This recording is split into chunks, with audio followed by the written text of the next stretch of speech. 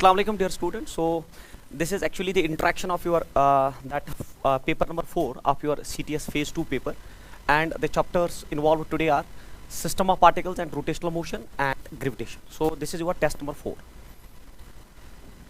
तो अगर आप देखेंगे क्वेश्चन नंबर 1 जो आपका है,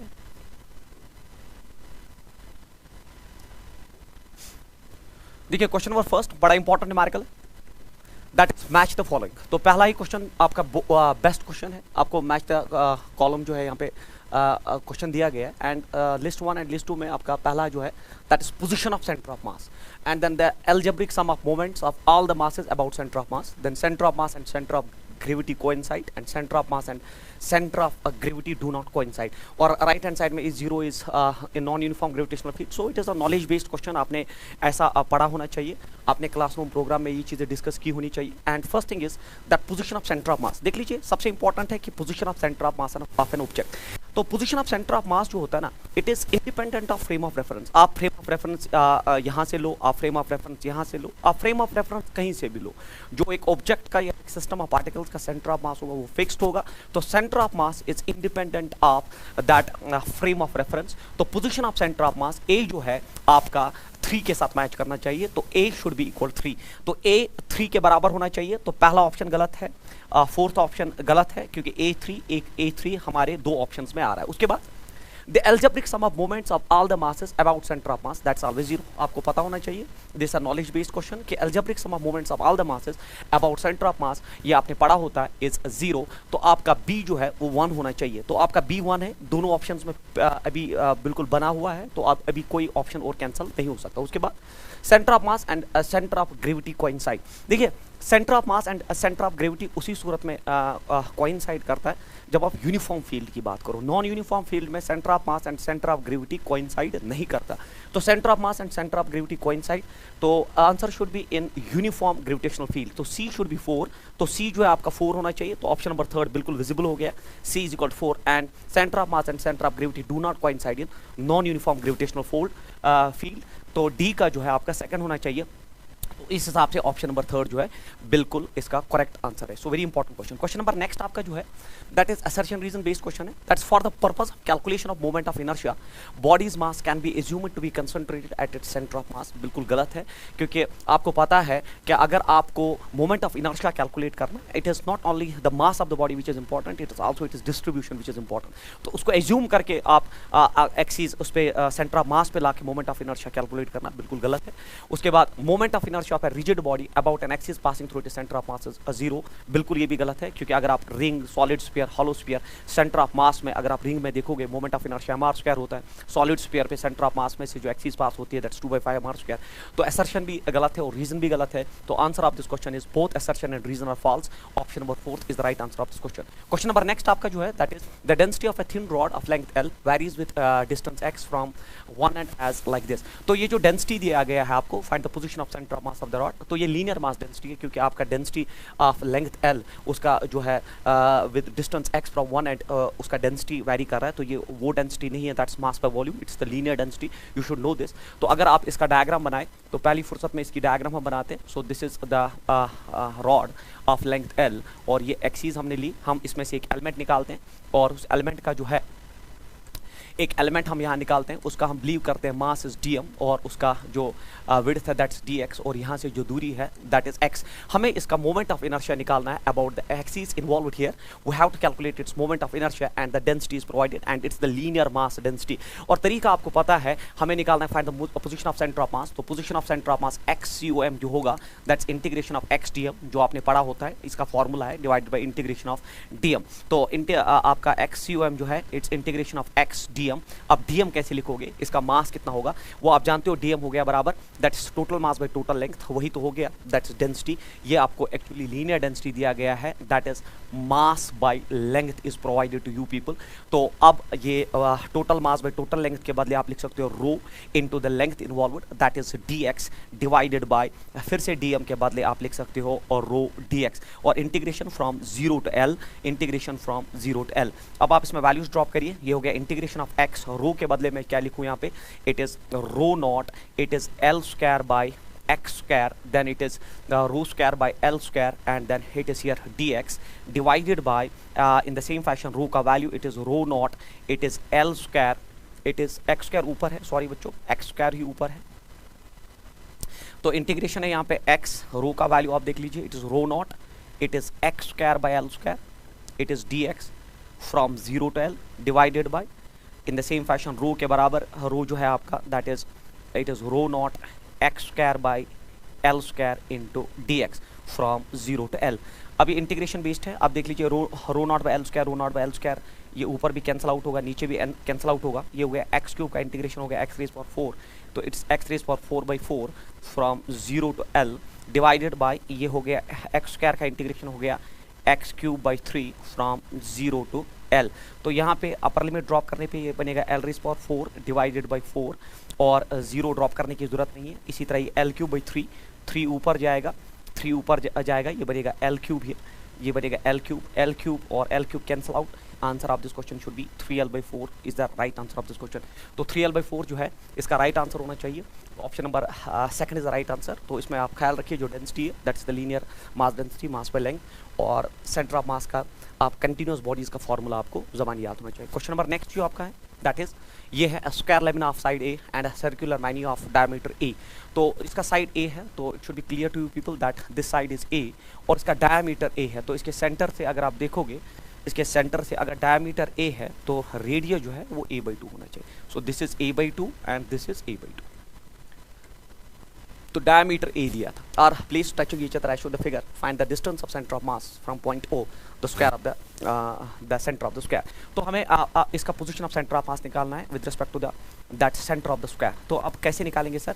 आपको पता होना चाहिए कि अगर आप यहीं से कार्टेशियन कोऑर्डिनेट सिस्टम खींच लोगे तो ये आपका y एक्सिस हो गया, ये आपका x एक्सिस हो गया और आपका सेंटर ऑफ मास तो इसी पे लाई करना चाहिए। और ये ऐसी बॉडीज है जिनका मास नहीं, जिनका एरिया इन्वॉल्वड है, क्योंकि आपको साइड दिया है और डायमीटर दिया है।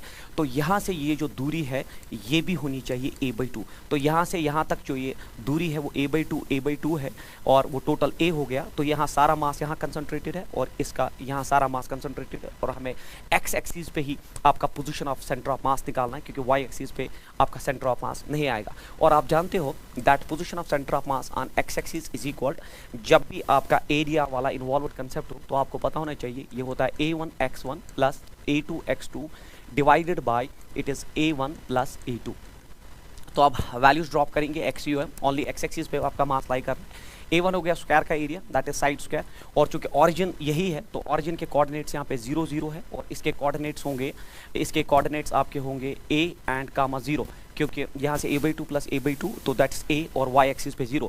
तो it is a square into x is that x coordinate that is 0 plus a2 हो गया आपके डिस्क का area that is pi r square, but r square हो गया a/2 का square, pi r square into x2 that is a divided by area of the square that is a square plus area हो गया उसका pi it is a/2 का square। तो ये खत्म हो गया and it is pi it is a square और ये हो गया a cube divided by 4 divided by आप देखो it is a square plus ये हो गया पाई a square divided by 4, cross multiplying the things here, ये हो गया पहले पाई a क्यूब डिवाइडेड बाई 4 और यहाँ पे आप देख लीजिए ये हुआ 4 times a square plus it is pi a square divided by 4। तो आप इसको रेसिप्रोकल ले सकते हैं, XUM जो आपका आ जाएगा that is pi a cube divided by 4 multiplied by 4 divided by 4a square plus pi a square. तो यहाँ पे 4 कैंसल आउट होगा और थ्राउट ऊपर a स्क्वायर, तो ऊपर बचा एक a पाई a। तो answer of this question should be pi a divided by, क्योंकि a क्यूब और a square through cancel out हुआ तो ये बना यहाँ पे it is only 4 plus and then it's pi, so pi a divided by 4 plus pi, so pi a divided by 4 plus pi, option number 3 is the right answer of this question। जब भी आपके पास involved objects में मास नहीं बल्कि area दिया गया हो तो सेंटर ऑफ मास का जो फॉर्मूला है that's a1x1 plus a2x2 divided by a1 plus a2। और अब जो है क्वेश्चन नंबर नेक्स्ट आपका जो है that is 4 identical particles each of mass m are arranged at the corners of a square of side length l। तो आपके पास एक स्क्वायर सिस्टम है और 4 आइडेंटिकल मासेस जो है आपने उसके 4 कॉर्नर्स पे प्लेस किए। तो यहाँ पे भी मास m, यहाँ पे भी मास m, यहाँ पे भी बच्चों मास m, यहाँ पे भी मास m और साइड लेंथ जो है involved that is l. So 4 identical particles, each of mass m are arranged at the corners of a square of side length l. If one of the masses is doubled, तो then the shift in the center of mass of the system with respect to diagonally opposite masses, this is most important numerical. और इसका मैं आपको एक shortcut दूंगा. Shortcut ये है कि जब आपके पास 4 आइडेंटिकल मासेस है तो आप जानते हो कि डायगोनल पे ही सेंटर ऑफ मास एग्जिस्ट करेगा, centre of mass of the system बिल्कुल बीच में, और वो सारा मास जब सेंटर पे आएगा तो दैट इज 4m, और डायगोनल का जो आधा हिस्सा होता है वो होता है बराबर l/√2, क्योंकि ये भी l/√2, ये भी l/√2, उस हिसाब से ये √2 टाइम्स l आ जाएगा. तो पहले इस पूरे सिस्टम का सेंटर ऑफ मास सेंटर पे आ गया 4m, और यहाँ से यहाँ दूरी आपका l/2 है.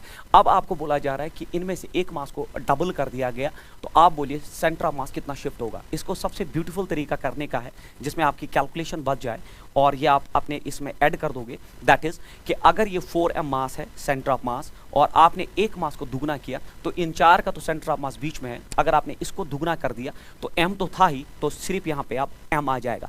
तो इन चार का जो सेंटर ऑफ मास है वो बीच में है और वो 4m के बराबर है. अब आपको बोला जा रहा है कि एक मास को 2 टाइम्स कर दिया जाए तो ये तो वही रहेंगे, इसका दुगना, और इसका दुगना कैसे लिखा जाएगा, दैट्स m. अगर ये बोलता 3 टाइम्स तो हम लिखते हैं यहाँ 2m, अगर ये बोलता 4 टाइम्स तो हम लिखते हैं यहाँ पे 3m, क्योंकि m एग्जिस्ट ही कर रहा है और फिर और एक m, तो 2 टाइम्स की वजह से आपने m और m मास ले लिया. और फिर आपको बोला जा रहा है, आपको पता है इनके बीच में जो दूरी थी वो l/√2 है, और आपसे ये पूछा जा रहा है कि आप सेंटर ऑफ मास कहाँ की तरफ शिफ्ट करेगा, क्योंकि अब एक 2 पॉइंट मास सिस्टम बना, 2 पॉइंट मास सिस्टम, और इसका position of centre of mass जो है निकालना हमारे लिए आसान है, और हम बिलीव करेंगे वो position of centre of mass जो है वो यहाँ पे कहीं होगा. So this will be the centre of mass. तो कितना शिफ्ट करेगा, तो पहले सेंटर ऑफ मास यहाँ पे था, अब आपको बोलना है वो कितना डायगोनल पे शिफ्ट करेगा. तो आप जानते हो कि वो कितना शिफ्ट करेगा, XCOM. अगर हम शिफ्टिंग की बात करें वो कितना शिफ्ट करेगा, तो 2 पॉइंट मासेस में जब आपको इस मास से शिफ्टिंग निकालनी हो तो अपोजिट मास ऊपर लिखा जाता है, ये आप जानते हो, that's m divided bye m + 4m total mass multiplied by the net distance जो उनके बीच में है, that is l/√2. So this is the concept. तो जब भी 2 पॉइंट मासेस आपके पास हो, एक पॉइंट मास है, सेंटर ऑफ मास कितना दूर है, तरीका ये है जिस मास से दूरी उसका अपोजिट मास टॉप पे आता है, नीचे सम ऑफ मासेस मल्टीप्लाइड बाय जो उनके बीच में नेट दूरी है. तो ये हो गया XUM जो शिफ्टिंग हुई उसमें, that's m, and then it is 5m and multiplied by l/√2. Sir, mm cancel out हुआ and l/5√2 is the right answer of this question. So l/5√2 जो है इस क्वेश्चन का बिल्कुल राइट आंसर होना चाहिए. That's option number 4 is the right answer for this question. Question number next is, तो ये इंपॉर्टेंट कैटेगरी में आप डाल दीजिए. A shell is fired from gun with a velocity of 300 metre per second making an angle of 60 degree with horizontal. तो आपके पास एक शल आपने फायर किया और at an angle of 60 degree आपने फायर किया with a velocity of 300 metre per second आपने एक शल फायर किया. हमसे क्या पूछा जा रहा है, हमसे पूछा जा रहा है it explodes into 2 fragments when it reaches the highest position. तो इसके 2 टुकड़े हुए जब ये हाईएस्ट पोजीशन पे आ गया, तो इसके अब 2 टुकड़े हो चुके हैं जब ये हाईएस्ट पोजीशन पे आ गया. The ratio of the masses of the pieces is 1 and 3. तो अगर मैं ये m मानता हूँ बच्चों, तो ये मैं मानता हूँ 3m, ठीक है. तो 1:3 में ये ब्रेक हुआ, अगर ये m है तो वो 3m है. If the smaller piece stops immediately after the collision find the velocity of the other. अगर ये स्टॉप हुआ, तो अगर ये स्टॉप हुआ स्मॉलर मास तो ये सीधे नीचे गिरेगा. तो हमें बोलना है what will be the velocity of the other, जो दूसरा मास जो अभी चल ही रहा है उसकी वेलोसिटी. देख लीजिए इसका कंसेप्ट ये है कि ये यहाँ पे आया और टॉप पोजीशन पे इसका वेलोसिटी जो है, अगर आप देखोगे ये हो गया आपका 60, तो ये होना चाहिए बराबर u cos 60, that is 300 cos 60 होता है 1/2, तो ये हो गया बराबर 150 मीटर पर सेकंड. तो टॉप पोजीशन पे जो वेलोसिटी होगी, टॉप पोजीशन पे वेलोसिटी होनी चाहिए 150 मीटर पर सेकंड, क्योंकि horizontal component of velocity in case of projectiles remains always constant. तो 150 मीटर पर सेकंड, उसमें से एक मास नीचे गिर गया और दूसरा कंटिन्यू करेगा विद द सेम वेलोसिटी. जब ये कंटिन्यू करेगा, बट हमें we have to calculate same velocity, ये सेंटर ऑफ मास की वेलोसिटी होगी. तो आपका जो पूरा सिस्टम है उसमें 2 हिस्से हो गए. एक्सप्लोजन की वजह से इंटरनल फोर्स इन्वॉल्व है, एक्सटर्नल कोई नहीं है, तो m नीचे गिरा और ये आगे चलेगा. तो मैं बिलीव करता हूँ आगे और ये यहाँ कहीं गिरेगा.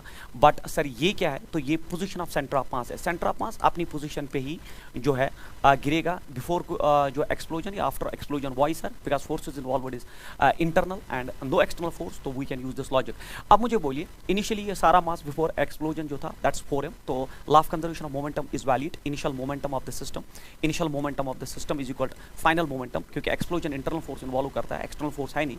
तो इनिशियल मोमेंटम हो गया बराबर 4m, क्योंकि mass is m plus that 3m, it's 4m, और वेलोसिटी उसका जो इनिशियल था that is 150 metre per second is equal, finally इस मास का मास तो m है बट इसकी वेलोसिटी 0 है, प्लस अब जो ऊपर वाला मास है दैट इज 3m और उसका वेलोसिटी हमें कैलकुलेट करना है। तो by law of conservation of momentum हम इसको सॉल्व करने जा रहे हैं। तो ये तो खत्म हो गया और m और m भी कैंसिल आउट हुआ, तो वेलोसिटी होना चाहिए बराबर, it is 4 into 150 divided by 3, 3 5s are 15 and 0, so velocity should be 200 metre per second is the right answer of this question. So बहुत ही इंपॉर्टेंट क्वेश्चन है, इसमें इवन आपसे कभी कभी दूरी कितना ये जो है कितना दूर गिरा है मास, तो मास मोमेंट से उसको सॉल्व किया जा सकता है, बट ये क्वेश्चन बड़ा इंपॉर्टेंट है और इसमें law of conservation of momentum is the way to solve such a numerical question. Number next जो आपका है that is two particles A and B initially at rest move towards each other under a mutual force of attraction. The speed under a mutual force of attraction, जैसे ही under a mutual force of attraction आया तो force involved is internal, तो इसमें जो है center of mass का कोई velocity नहीं होगा। The speed of center of mass at the instant when the speed, फिर speed कुछ भी हो, A और B की कुछ भी speed हो, जब भी internal force involved होता है mutual attraction की वजह से move कर रहे हैं, तो center of mass will not have some velocity, so answer of this question should be 0।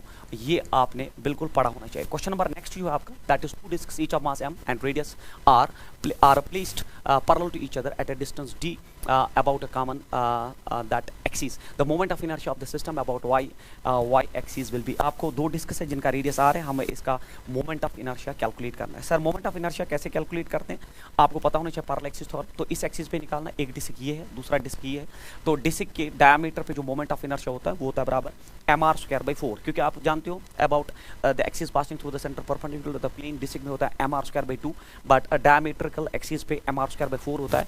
तो इस एक्सिस पे that's moment of inertia about y dash axis, एक डिस्क का मोमेंट ऑफ इनर्शिया जब आप इस एक्सिस पे निकालोगे और ये इसके पैरेलल है, तो any axis passing through the centre and parallel to the axis given, उस पे मोमेंट ऑफ इनर्शिया पहले लिखा जाता है and that is mr²/4 by concept and plus parallel axis theorem mr², इसका मास m है और दूरी कितनी है सर d/2, तो d/2 का square mr², but multiplied by 2 sir y multiplied by 2, क्योंकि जो इस डिस्क के लिए ट्रू है वो इस डिस्क के लिए भी ट्रू है। आपको इस एक्सिस पे मोमेंट ऑफ इनर्शिया निकालना है, आपने पैरेलल एक्सिस देखी वो डायमेट्रिकल एक्सिस है, उसका उस पे डिस्क का होता है mr²/4 और प्लस mr² के हिसाब से m एंड d/2 का स्क्वायर और मल्टीप्लाइड बाई 2, क्योंकि जो इस डिस्क के लिए ट्रू है वो उसके लिए भी ट्रू है।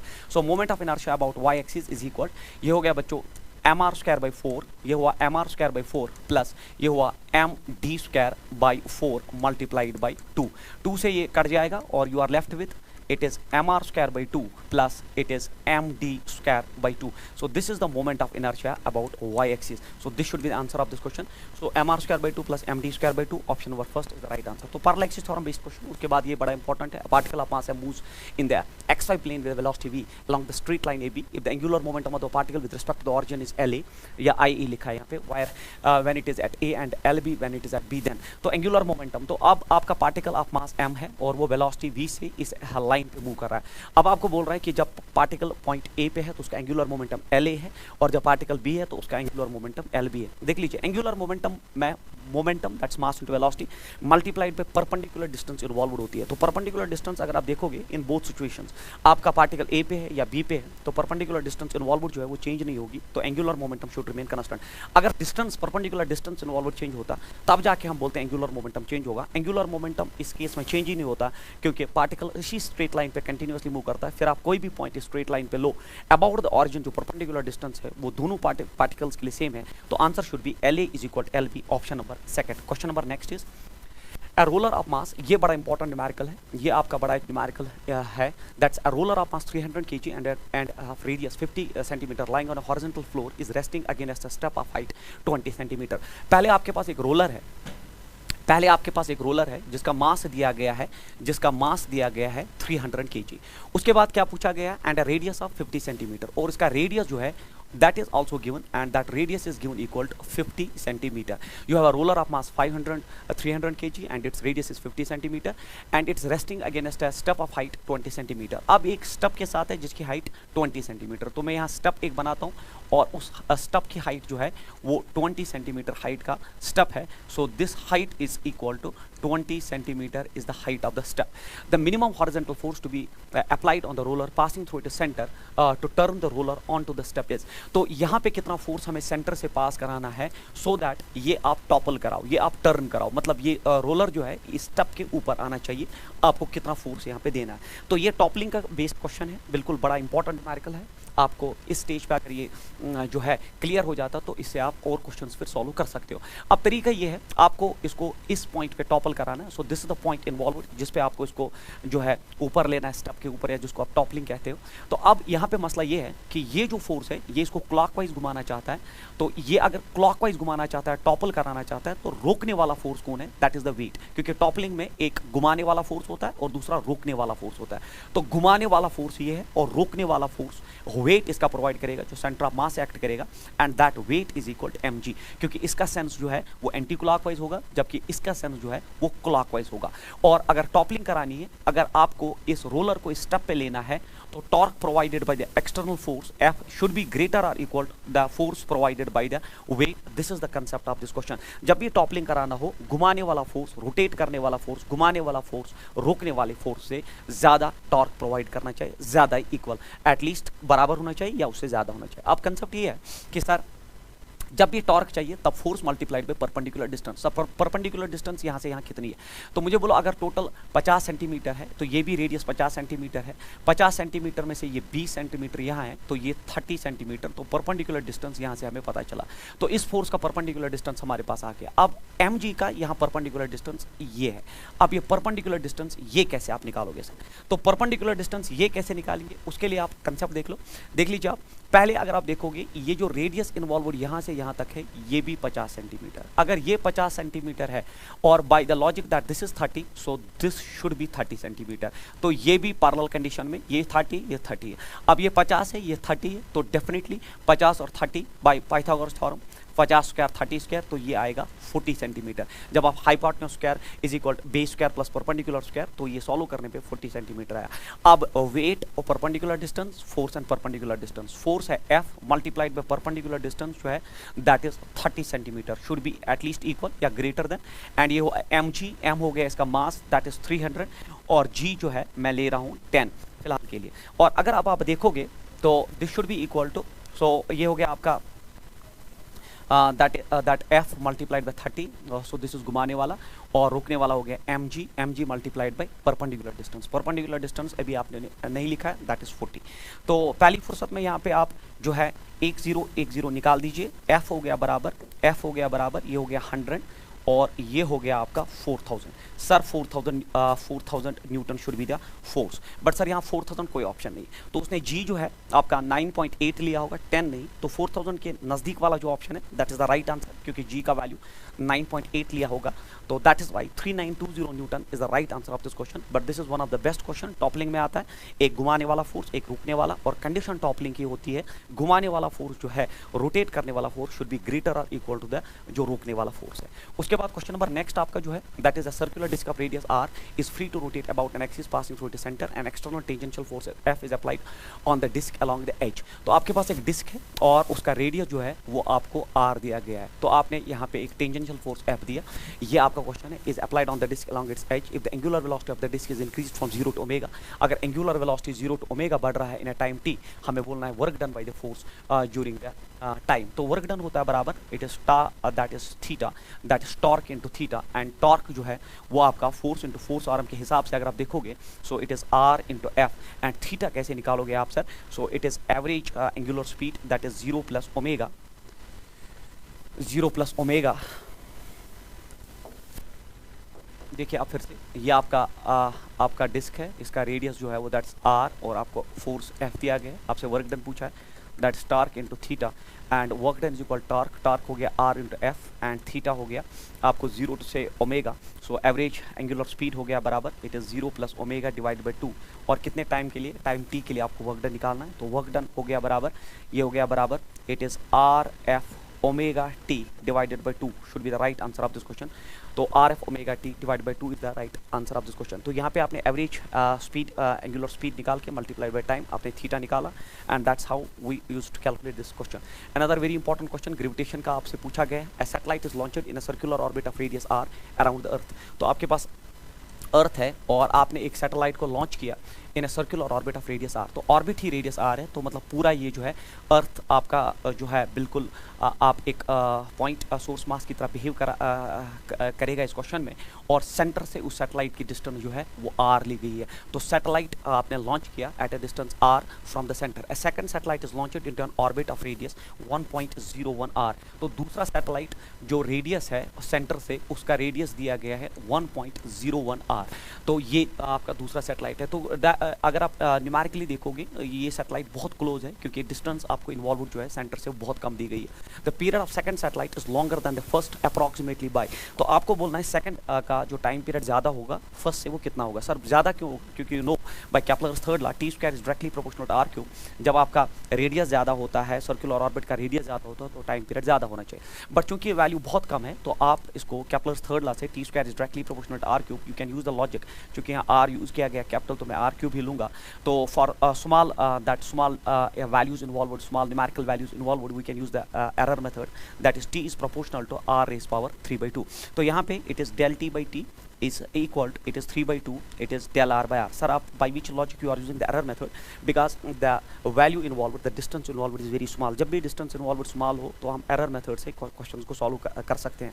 और आपको परसेंटेज में निकालना है तो 100 से आप दोनों साइड मल्टीप्लाई करिए, this is the error method जो आप निकालते हो। तो लॉन्गर टाइम पीरियड आप कितना होगा, दैट इज 3/2 del r। अगर आप देखोगे तो इट इज 1.01 r minus r, that is 0.01 r, it's 0.01 r divided by r multiplied by 100। Sir r cancel out होगा, 10⁻², 10⁻² कैंसल आउट होगा, 3/2 होता है। Answer of this question is 1.5% is the right answer of this question. So this is how to solve it. ये पुराना IT का question है और बहुत इंपॉर्टेंट है और आप इसको तैयार करके जाइए अपने फाइनल नीड के लिए। क्वेश्चन नंबर नेक्स्ट आपका जो है that is the additional kinetic energy to be provided to a satellite of mass m revolving around a planet of mass m to transfer it from a circular orbit of radius r1। तो आपके पास एक planet है जिसका मास m है, एक circular orbit r1 पे आपका जो है सैटेलाइट घूम रहा है, एक सर्कुलर ऑर्बिट r1 पे आपका सैटेलाइट घूम रहा है और आपको उसको एक दूसरे सैटेलाइट में दूसरे ऑर्बिट में लेना है जिसका रेडियस r2 है। तो आपको बोल रहा है एडिशनल आपको एनर्जी कितनी प्रोवाइड करनी है। इसमें मैंने देखा बच्चों को बहुत कंफ्यूजन हुआ कल, and this is how to solve it. Work done जो एडिशनल एनर्जी है that is work that is always final energy minus initial energy.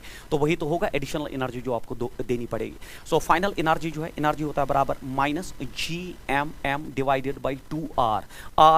R is the distance from the center and 2R के बदले R2, then minus और minus हो जाएगा plus, it is GMM divided by 2R।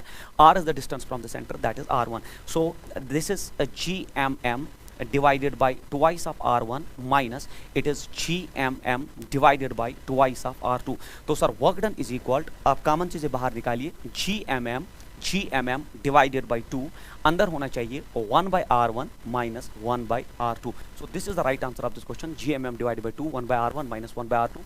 Option number 4 जो है इसका right answer है। तो हम सारी energy centre of earth centre से ही लेते हैं। उसके बाद टू सैटेलाइट्स, आप ये भी बड़ा इंपॉर्टेंट न्यूमेरिकल है, स्टेटमेंट बेस्ड क्वेश्चन है। Two satellites of earth S1 and S2 are moving in the same orbit. तो अगर आपका अर्थ ये है और उसमें एक सेम ऑर्बिट में दो सैटेलाइट्स मूव कर रहे हैं, ये S1 है और ये S2 है, तो दो सैटेलाइट सेम ऑर्बिट में मूव कर रहे हैं and the mass of S1 is 4 times the mass of S2। तो मास ऑफ S1 जो है that is 4 times the mass of S2। This is what is given in the numerical. हमसे क्या पूछा गया है, which of the following statements is true. तो हमें बोलना है इनमें से कौन सा स्टेटमेंट ट्रू है, मतलब बाकी सब जो है गलत है। The time period of S1 is 4 times that of S2। The potential energy of earth and satellite is twice in the two cases are equal। S1 and S2 are moving with the same speeds, the kinetic energies of the two satellites are equal। देख लीजिए यहाँ पे आप सबसे important जो है आपको concepts और फार्मूला पे नजर होनी चाहिए। अगर आप टाइम पीरियड की बात करो तो केप्लर्स थर्ड लॉ में जो टी स्क्वायर आपका directly proportional to R cube आता है, तो प्रोपोर्शनलिटी आप जब ओवर करते हो तो टी स्क्वायर हो जाता है बराबर, ये होता है बराबर, it is 4 pi square divided by GM, this called Kepler's constant R cube. ये टोटल इक्वेशन है, नीट 2022 या 23 में सिर्फ केप्लर्स कांस्टेंट आपसे पूछा गया था। तो अगर आप इस फॉर्मूला में देखोगे, ये मास होता है mass of the object around which satellites are moving. मतलब अगर अर्थ के इर्द गिर्द घूम रहे हैं तो ये हो गया mass of earth capital M, satellites का मास स्मॉल एम से मैंने दिखाया। तो ये जो है केप्लर्स कांस्टेंट में आपको ये मास क्लियर होना चाहिए, ये वो ऑब्जेक्ट है जिसके अराउंड चीजें घूम रही है, तो उसका मास। अब अगर आप इस फॉर्मूला में देखोगे, टाइम पीरियड जो है वो मास ऑफ द अर्थ पे डिपेंड करता है, not mass of the satellites. तो पहली फुर्सत में the time period of S1 is 4 times that of S2। तो चूंकि वो सैटेलाइट के मास पे डिपेंड ही नहीं कर रहा है, तो मास चेंज आप करो तो कोई प्रॉब्लम नहीं है।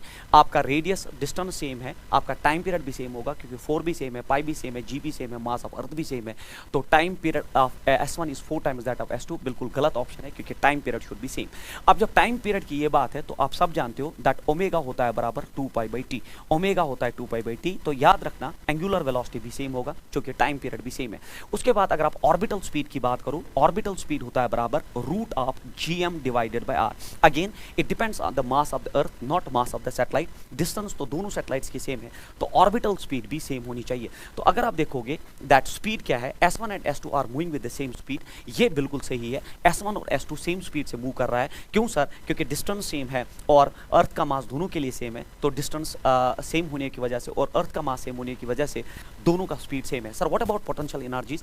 तो आपको पता होना चाहिए कि पोटेंशियल एनर्जी जो है उसका फार्मूला होता है minus GMM divided by R।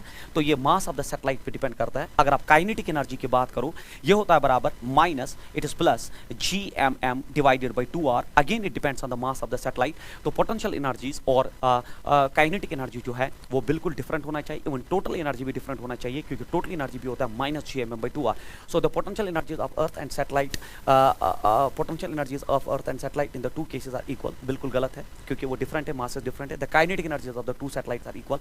जो काइनेटिक एनर्जीज है वो इक्वल होना चाहिए, ये भी गलत है, क्योंकि काइनेटिक एनर्जी भी मास ऑफ द सैटेलाइट पे डिपेंड करता है। So only one option is correct and this is how to explain it. उसके बाद क्वेश्चन नंबर नेक्स्ट आपका जो है that is A body A of mass m while falling vertically downwards under gravity breaks into two parts। तो आपके पास एक body है that's having mass m, body A उसका नाम है, अंडर ग्रेविटी ये फॉल कर रहा है एक्सेलरेशन ड्यू टू ग्रेविटी से, और फिर ये breaks into two parts that is body B of mass 1/3। तो इसके दो हिस्से हुए, एक बॉडी B उसका मास है बराबर m/3 और दूसरा बॉडी C है उसका मास जो है आपका दिया गया है that is equal to 2/3m। तो दिस इज हाउ जो है इसका ब्रेक डाउन हुआ। The centre of mass of the body B and C taken together shift compare to that of body A, it will remain same, it will not shift. Sir why? क्योंकि initially भी आपका wait ही इस पे act कर रहा है, gravity force, बाद में भी ग्रेविटी फोर्स, कोई एक्सटर्नल फोर्स नहीं है। It's an isolated system. Since it's an isolated system, जब भी आइसोलेटेड सिस्टम हो बिफोर एंड आफ्टर की सिचुएशन जो है बिल्कुल सेम है, तो centre of mass will not show any shift. तो no shift should be the answer of this question. So this is how it should be done। So depends on the height breaking नहीं, does not shift is the right answer of this question because it's an isolated system for external force। A particle performing uniform circular motion has angular momentum L। तो एक particle है जिसका angular momentum L दिया गया है। If its angular frequency is doublet and its kinetic energy is halved, then the new angular momentum is। तो आप जानते हो kinetic energy होता है बराबर 1/2 I ओमेगा स्क्वायर। तो उसके हिसाब से काइनेटिक एनर्जी हो गया बराबर 1/2 and L omega. Sir why? क्योंकि एक I ओमेगा जो है वो L के बराबर हम लेंगे, क्योंकि I इंटू ओमेगा जो है I इंटू ओमेगा L होता है। तो ये हो गया आपका। अब आपसे बोल रहे हैं if the angular frequency is doubled, अगर हमने एंगुलर फ्रीक्वेंसी डबल किया and kinetic energy is halved, तो नया एंगुलर मोमेंटम क्या होगा? तो पहले इनिशियल एंगुलर मोमेंटम है twice of kinetic energy divided by omega, equation number 1। तो नया एंगुलर मोमेंटम L डैश। अब आप वैल्यूज ड्रॉप करिए, 2 उधर ही है। आपने काइनेटिक एनर्जी जो है if its angular frequency is doubled and kinetic energy is halved, तो काइनेटिक एनर्जी इज हाल्वर्ड तो divided by 2 and angular frequency is doubled, तो ये हो गया 2 2 4। तो ये हुआ 1/4 times it's twice of kinetic energy divided by omega. So twice of kinetic energy by omega तो आपका L है, तो L डैश जो है वो L/4 should be the right answer of this question. So L/4 is the right answer. बिल्कुल formula based आपको पता होना चाहिए। क्वेश्चन नंबर नेक्स्ट आपका जो है दैट इज, ये बड़ा इंपॉर्टेंट क्वेश्चन है, आपको इसमें आपको रिलेटिव मोशन और रिकॉइल का कंसेप्ट बिल्कुल क्लियर होना चाहिए। A wooden plank of mass 20 kg is resting on a smooth horizontal floor. तो ये एक वुडन प्लैंक है जिसका लेंथ 10 सेंटीमीटर है और इसका मास जो है, इसका मास वुडन प्लैंक का मास आपको प्रोवाइडेड है, वुडन प्लैंक का मास जो है आपको that is provided and that mass is given equal to 20 kg। उसके बाद ये स्मूथ हॉरिजॉन्टल फ्लोर पे मतलब फ्रिक्शन है नहीं, मैन ऑफ मास, तो मैन का मास आपका 60 kg दिया गया है, is starts moving from one end of the plank to the other. तो ये आदमी इस एंड से एंड पे चला गया, तो इसका जो relative displacement with respect to the plank है, तो relative displacement with respect to the plank is 10 metre, क्योंकि एक एंड से दूसरे एंड पे आ चुका है। तो ये रिलेटिव प्लैंक के रेस्पेक्ट में है, ग्राउंड के रेस्पेक्ट में आपको ये कम दिखेगा। जब आप प्लैंक के रेस्पेक्ट में देखोगे, नो डाउट ये एक एंड से दूसरे एंड पे चला, बट ग्राउंड के रेस्पेक्ट में 10 मीटर से बहुत कम होगा। उसके बाद a man of mass 60 kg starts moving from one end of the plank to the other end, the length of the plank is 10 metre, that's visible in the diagram. Find the displacement of the plank over the floor when the man reaches the ground end of the plank. तो आपको with respect to floor आपको बोलना है ये Planck जो है कितना recoil कर गया। तो ये जो है ये रिलेटिव डिस्प्लेसमेंट इसका है, that is called as, it is called as R relative. इसको रिलेटिव डिस्प्लेसमेंट कहते हैं, it is not with respect to the ground. और इसमें जब ये आदमी आगे जाएगा तो ये पीछे आएगा in order to keep the position of centre of mass fixed, that is the concept. And that X recoil जो होता है, इसमें जो रिकॉइल वाला कंसेप्ट होता है, that's minus time summation of M X divided by M plus जो relative mass का जो जिस मास का जो रिलेटिव डिस्प्लेसमेंट है वही मास लिया जाता है। So this the direct formula to solve such questions, it's minus times summation of M X, M हो गया इसका 60 मल्टीप्लाइड बाय एक्स रिलेटिव जो है आपका that is 10 divided by mass of the man that is 60 plus relative motion की वजह से हम जो है प्लैंक का भी मास लेना पड़ेगा and that is 20 and this is minus 600 divided by 80, 0 0 cancel out. अगर आप इसको सॉल्व करोगे तो 8 7 that is 56 and then it is minus 7.5 metre should be the right answer of this question. बहुत इंपॉर्टेंट क्वेश्चन है, option number first is the right answer of this question. Centre of mass को अपनी जगह पे रखने के लिए जो है प्लैंक थोड़ा सा पीछे आएगा to keep the centre of mass fixed, क्योंकि ये जो है एक ऐसा सिस्टम है जिसमें आपको हमेशा रिकॉइलिंग वो पूछेगा और रिकॉइलिंग पे बेस्ड फॉर्मूला आपको पता होना चाहिए और ये कैसे अप्लाई करते हैं दैट यू शुड हैव जो है अपने क्लासरूम प्रोग्राम में पढ़ा होना चाहिए। उसके बाद a thin uniform rod of length L and mass m is swinging freely about a horizontal axis passing through its end। तो आपके पास एक रॉड है जो एक एंड पे एक एक्सिस पे स्विंग फ्रीली कर रहा है, तो इस एक्सिस पे ये विद सम एंगुलर वेलोसिटी जो है स्विंग कर रहा है, its maximum angular velocity omega, तो मीन पोजीशन पे ही इसका एंगुलर वेलोसिटी जो है वो ओमेगा होगा। It centre of mass rises to a maximum height of, तो it is simply based on law of conservation of energy based numerical. तो मान लीजिए ये स्विंग करते हुए जो है यहाँ पे चला गया, आपका रॉड जो है ये स्विंग करते हुए मीन पोजीशन पे, जब ये मीन पोजीशन पे था उसका मैक्सिमम एंगुलर वेलोसिटी था, स्विंग करते हुए यहाँ चला गया, आपको बोलना हाइट। तो अगर सेंटर ऑफ मास पहले यहाँ पे था, अगर सेंटर ऑफ मास पहले यहाँ था और अब आप जब चूंकि ये स्विंग करके ऊपर चला गया तो सेंटर ऑफ मास ने यहाँ शिफ्टिंग दिखाई, तो हमें ये हाइट निकालनी है। और ये हाइट हम कैसे निकाल सकते हैं? Bye simple law of conservation of mechanical energy, by law of conservation of energy, that is initial that kinetic energy plus initial potential energy is equal final kinetic energy plus final potential energy. Sir initial kinetic energy जो है, initial kinetic energy हो गया बराबर 1/2 I omega square, क्योंकि ये rotate कर रहा है about the axis passing through here. So kinetic energy will not be half of mv square, ये ट्रांसलेटरी मोशन नहीं, ये रोटेशनल मोशन है।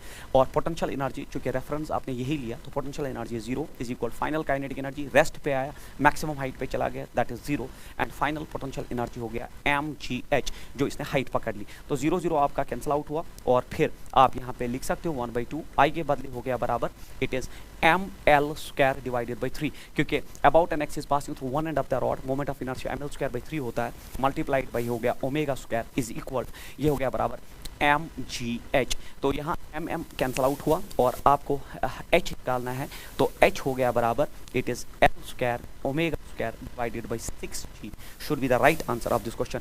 तो answer of this question is l square omega square divided by 6g, l square omega square divided by 6g is the right answer of this question.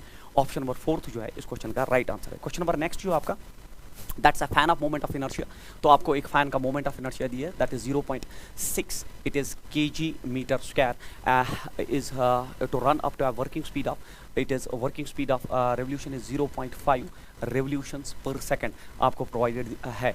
तो आपको क्या निकालना है? Indicate the correct value of the angular momentum of the fan. तो angular momentum होता है बराबर I omega, तो I हो गया बराबर आपका 0.6, ओमेगा हो गया बराबर 2 pi into knew that is 0.5, तो ये 0.5 इंटू 2 होता है बराबर आपका 1, it is 0.6 pi kg metre square by second should be the right answer of this question. तो बिल्कुल फॉर्मूला बेस्ड क्वेश्चन आप आराम से सॉल्व कर सकते हो। क्वेश्चन नंबर नेक्स्ट आपका जो है असर्शन रीजन है, if earth were to shrink length of the day would increase. तो ये बड़ा इंपॉर्टेंट क्वेश्चन है, अगर अर्थ श्रिंक करेगा क्या length of the day will increase और नॉट। तो आपको पता होना चाहिए, आप रोटेशनल आप जब प्लैनेटरी मोशन पढ़ते हो तो since there is no external torque therefore angular momentum is constant, that is the concept. अब आपका अर्थ श्रिंक कर गया, जब अर्थ श्रिंक करेगा मोमेंट ऑफ इनर्शिया आप सब जानते हो mr स्क्वायर होता है। अब जब श्रिंक करेगा रेडियस कम हो जाएगा, रेडियस कम होगा तो मोमेंट ऑफ इनर्शिया कम होगा। अगर मोमेंट ऑफ इनर्शिया कम होगा, in order to keep angular momentum constant angular velocity बढ़ना चाहिए, एज सिंपल एज दैट। तो you should have this connection of formulas यहाँ पे बिल्कुल क्लियर होना चाहिए। i is equal to mr square, अगर रेडियस कम हुआ मोमेंट ऑफ इनर्शिया कम होगा, मोमेंट ऑफ इनर्शिया कम होगा एंगुलर वेलोसिटी बढ़ेगी, क्योंकि आपका एंगुलर मोमेंटम कांस्टेंट है। फिर एंगुलर वेलोसिटी खुद होता है बराबर 2π/t। अब अगर एंगुलर वेलोसिटी बढ़ रहा है तो time period should decrease, as clean as that, time period should decrease. तो if earth were to shrink length of the day would increase, so but length of the day will decrease, so assertion is wrong. What about the reason? Smaller objects would take more time to complete. तो आपने देखा smaller, जब ये smaller हुआ तो उसने तो less time लिया, ये लिख रहा है smaller objects would take more time, तो it should take less time. तो assertion is false, reason is false, क्योंकि जब अर्थ स्मॉल हुआ तो उसने तो टाइम कम लिया, बट यहाँ क्या लिखा जा रहा है that smaller objects would take more time. तो बिल्कुल असर्शन भी गलत है और रीजन भी गलत है। So this is both assertion and reason are false and option number 4। उसके बाद क्वेश्चन नंबर नेक्स्ट आपका जो है that is what is the minimum energy required to launch a satellite of mass m from the surface of a planet. तो आपके पास एक planet है जिसका मास m है और आपको उसको एंड रेडियस r, तो ये सीधी सी बात है, अर्थ दिया गया आपको मास m एंड रेडियस r, तो आपका एक सैटेलाइट सरफेस ऑफ अर्थ पे लाई कर रहा है। So what is the minimum energy required to launch a satellite of mass small m from the surface of a planet of mass capital M and radius r in a circular orbit at an altitude h is equal to 2r। जब orbit की बात करते हो तो total energy, मैंने देखा बहुत सारे बच्चे इसमें क्या करते हैं कि सर क्वेश्चन गलत है, क्वेश्चन गलत है, तो बिल्कुल कंसेप्ट क्लीन होना चाहिए। एक होता है ऑर्बिट टू ऑर्बिट, जब ऑर्बिट टू ऑर्बिट होता है तो टोटल एनर्जी का कंसेप्ट होता है। जब सरफेस टू ऑर्बिट होता है तो सरफेस पे सिर्फ पोटेंशियल एनर्जी होती है, क्योंकि ऑर्बिट में उसके पास काइनेटिक एनर्जी भी होती है और पोटेंशियल एनर्जी भी होती है।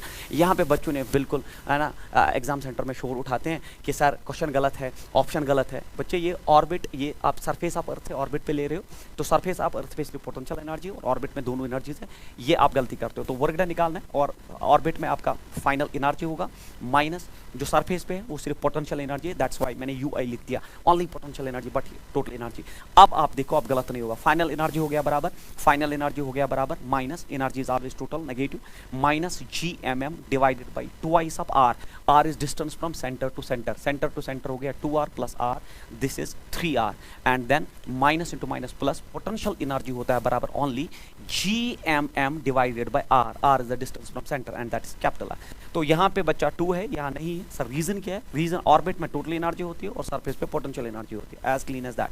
अब मुझे बोलो आप, यहाँ पे हो गया ये gmm मैं कॉमन निकालता हूँ और इवन r भी बाहर निकालता हूँ, अंदर आप देख लो ये बना -1/6, यहाँ बचा +1, तो 6 - 1 इज 5, तो work done is equal 5/6 gmm divided by r is the right answer of this question. 5/6 gmm by r, 5/6 gmm by r।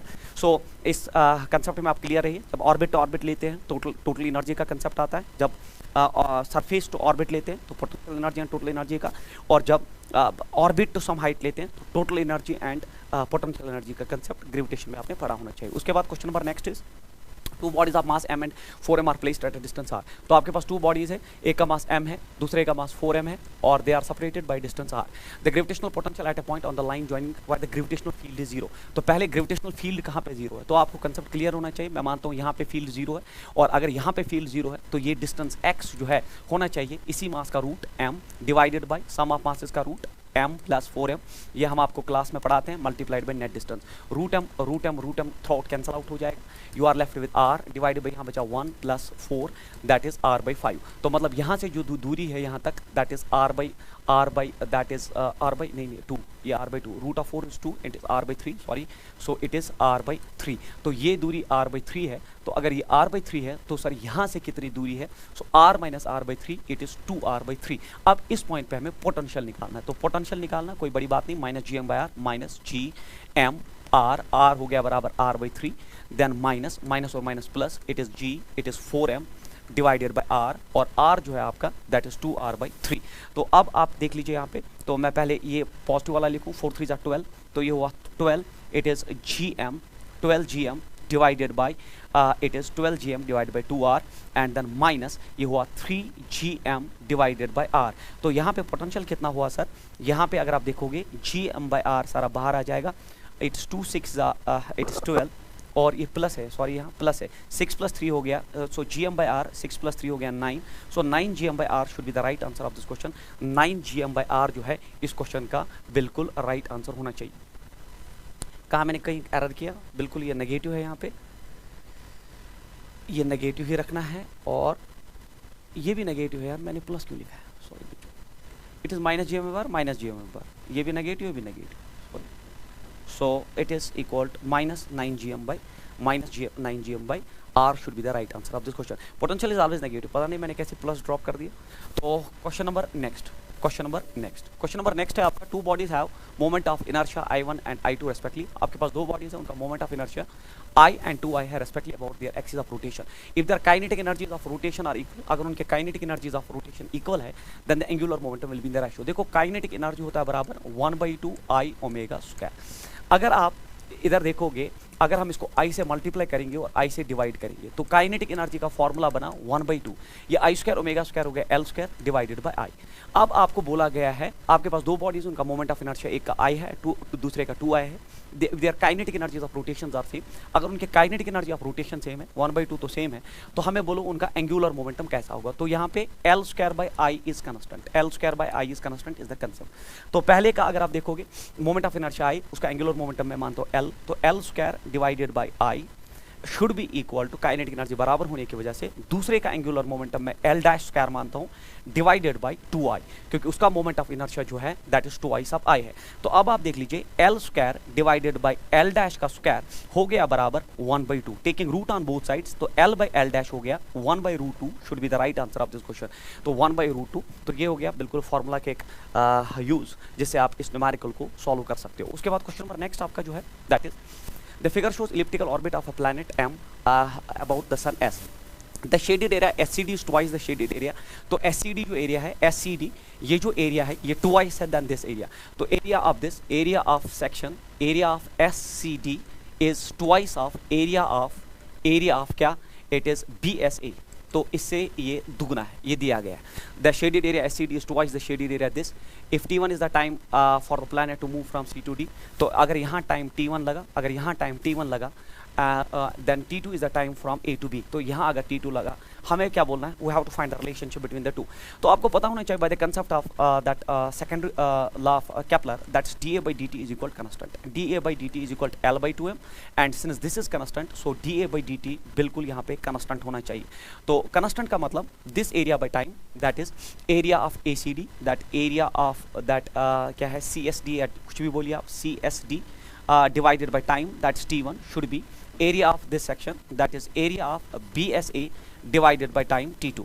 तो area of ACD जो है वो दुगना है, area of ACD twice है, area of ACD जो है that's twice of BCA, that's twice of BCA। तो मैं लिखूँ BSA, sorry it is twice of BSA divided by T1 is equal to area of जो है it is BSA divided by T2। तो BSA cancel out हो जाएगा और क्या पता चला आपका T2 जो है, शायद मैंने यहाँ कोई गलती कर दी, सॉरी जस्ट वेट।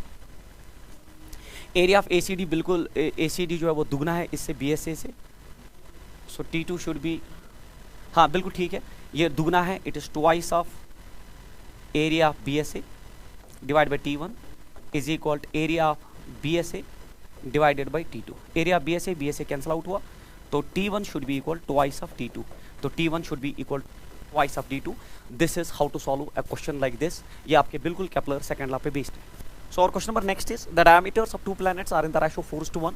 तो diameters का ratio आपको provided है, that is d1/d2 is being provided here, it is 4:1 and their mean densities are in the ratio। तो densities जो है mean densities तो ρ1:ρ2 जो है आपको वो भी प्रोवाइडेड है एंड दैट इज 1:2।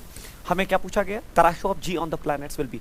तो आप देख लीजिए, अगर आप in terms of density and radius के हिसाब से एक्सेलरेशन ड्यू टू ग्रेविटी का फॉर्मूला आपको पता होना चाहिए, it is 4/3 pi R cube into rho is the formula for acceleration due to gravity.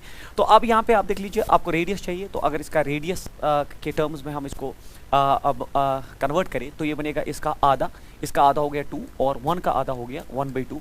तो इसका आप ख्याल रखिए, हमने इसको डायमीटर से रेडियस के टर्म्स में लाया क्योंकि वी हैव दिस रेशो 4/3।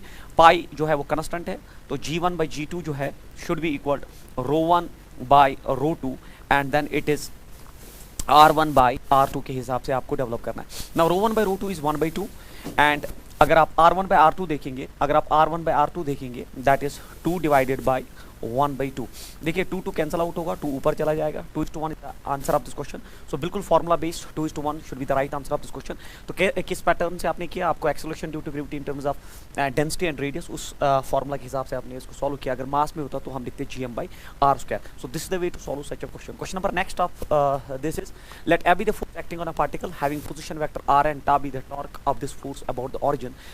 तो आपको पता होना चाहिए जो टॉर्क होता है, टॉर्क का वेक्टर फॉर्मूला होता है r क्रॉस f, ठीक है, दिस द डेफिनेशन। और जब भी क्रॉस प्रोडक्ट होता है तो आपको पता है कि रिजल्टेंट जो है that's always perpendicular to the individual vectors. तो टॉर्क आपका r पे भी परपेंडिकुलर होगा और टॉर्क आपका जो है f पे भी परपेंडिकुलर होगा। और जब भी दो वेक्टर्स परपेंडिकुलर होते हैं, तो उनका जो डॉट प्रोडक्ट है वो डायरेक्टली 0 होता है, because whenever theta is 90 degree cos of 90 degree जो है वो 0 होता है। तो उस हिसाब से अगर टॉर्क का डॉट किया जाए r के साथ, तो r डॉट टॉर्क वो होना चाहिए 0 dot product. And in the same fashion अगर आपका फोर्स का और टॉर्क का डॉट प्रोडक्ट किया जाए, तो फोर्स का डॉट अगर हम टॉर्क के साथ करें वो भी 0 होना चाहिए। So this should be the way to solve such a question. So option number 4 is the right answer of this question. क्योंकि अगर आप देखोगे r का भी टॉर्क के साथ डॉट 0, फोर्स का भी टॉर्क के साथ डॉट 0, बिकॉज क्रॉस प्रोडक्ट का जो रिजल्टेंट होता है that's always perpendicular to the individual vectors, और जब भी वो परपेंडिकुलर होते हैं तब उनका डॉट प्रोडक्ट जो है रिड्यूस होता है टू 0। उसके बाद आपका ये बहुत इंपॉर्टेंट न्यूमेरिकल है। ये आपका क्वेश्चन पूछता है that if g and gm are the acceleration due to gravity on the surfaces of earth and moon respectively. तो accelerations due to gravity on earth and moon आपको प्रोवाइडेड है g and gm respectively, and if in Millikan's oil drop experiment could be performed on the two surfaces, one will find that electronic charge on the moon to the electronic charge on the earth. देख लीजिए इस question में एक चीज़ आपको पता होना चाहिए, मिल्कन्स oil drop experiment में हम ऑयल ड्रॉप के वेट को हम इलेक्ट्रोस्टैटिक फोर्स या फोर्स से हम बैलेंस करते हैं, that force is equal QE। So this is the concept of Millikan's oil drop experiment. weight of the oil drop is balanced by the force, that's electric force। तो अब अगर आप इस फोर्स से इसको बैलेंस कर रहे हैं मिल्कन्स ऑयल ड्रॉप एक्सपेरिमेंट में, तो यहाँ पे जो टोटल चार्ज है, टोटल चार्ज की तो अलग बात है, total charge depends on G. Total charge अगर ऑयल ड्रॉप की बात की जाए वो जी पे डेफिनेटली डिपेंड करता है, तो आप वो कर सकते हो। बट इस क्वेश्चन की लैंग्वेज को आप 2 बार पढ़िए, it is electronic charge on the moon to the electronic charge on the earth. तो ये इलेक्ट्रॉनिक चार्ज की बात हो रही है। Electron is a fundamental particle, its charge is fixed, चाहे आप मून पे हो चाहे आप जो है अर्थ पे हो। तो charge of an electron is independent of on which planet you are, है ना, आपका किस प्लैनेट पे बैठे हो उस पर डिपेंड नहीं करता। जबकि अगर टोटल चार्ज का रेशो पूछता तो हम लिखते कि आप जो है चार्ज और एक्सेलरेशन ड्यू टू ग्रेविटी में रिलेशनशिप ढूंढते। बट ये इलेक्ट्रॉनिक चार्ज की बात की गई है, और electronic charge is independent of the planet on which you are there, and answer of this question should be there for 1। चाहे आप मून पे इलेक्ट्रॉनिक चार्ज देखिए या आप अर्थ पे इलेक्ट्रॉनिक चार्ज देखिए, that's independent of acceleration due to gravity. गलती बच्चे से यहाँ पे होती है जब वो चार्ज को देखते हैं, बट आपके क्वेश्चन में टोटल चार्ज की बात नहीं, इलेक्ट्रॉनिक चार्ज की है। This is the concept. Question number next is point masses. ये बड़ा important numerical point masses 1 2 3 and 4 kg are lying at the points, these are the coordinates respectively, the moment of inertia of the system। ये एक बड़ा different question है, बहुत सारे बच्चों को इस क्वेश्चन में बड़ी तकलीफ होती है करने में। बट आप याद रखिए कंसेप्ट, वो कंसेप्ट ये है, जब भी आपके पास कार्टेशियन कोऑर्डिनेट सिस्टम हो, XYZ system, Cartesian coordinate system जब भी आपके पास हो और आपके पास कोई पॉइंट मास हो, तो आपको पॉइंट मास का अगर मोमेंट ऑफ इनर्शिया निकालना होता है तो आपको with respect to the axis involved आपको परपेंडिकुलर डिस्टेंस पता होनी चाहिए। मतलब अगर आपको एक्स एक्सिस के रेस्पेक्ट में आपको इसका मोमेंट ऑफ इनर्शिया निकालना होता है, मोमेंट ऑफ इनर्शिया का रिक्वायरमेंट होता है मास मल्टीप्लाइड बाय परपेंडिकुलर डिस्टेंस का स्क्वायर। तो विद रिस्पेक्ट एक्स एक्सिस अगर ये परपेंडिकुलर डिस्टेंस आप ढूंढना चाहोगे ना,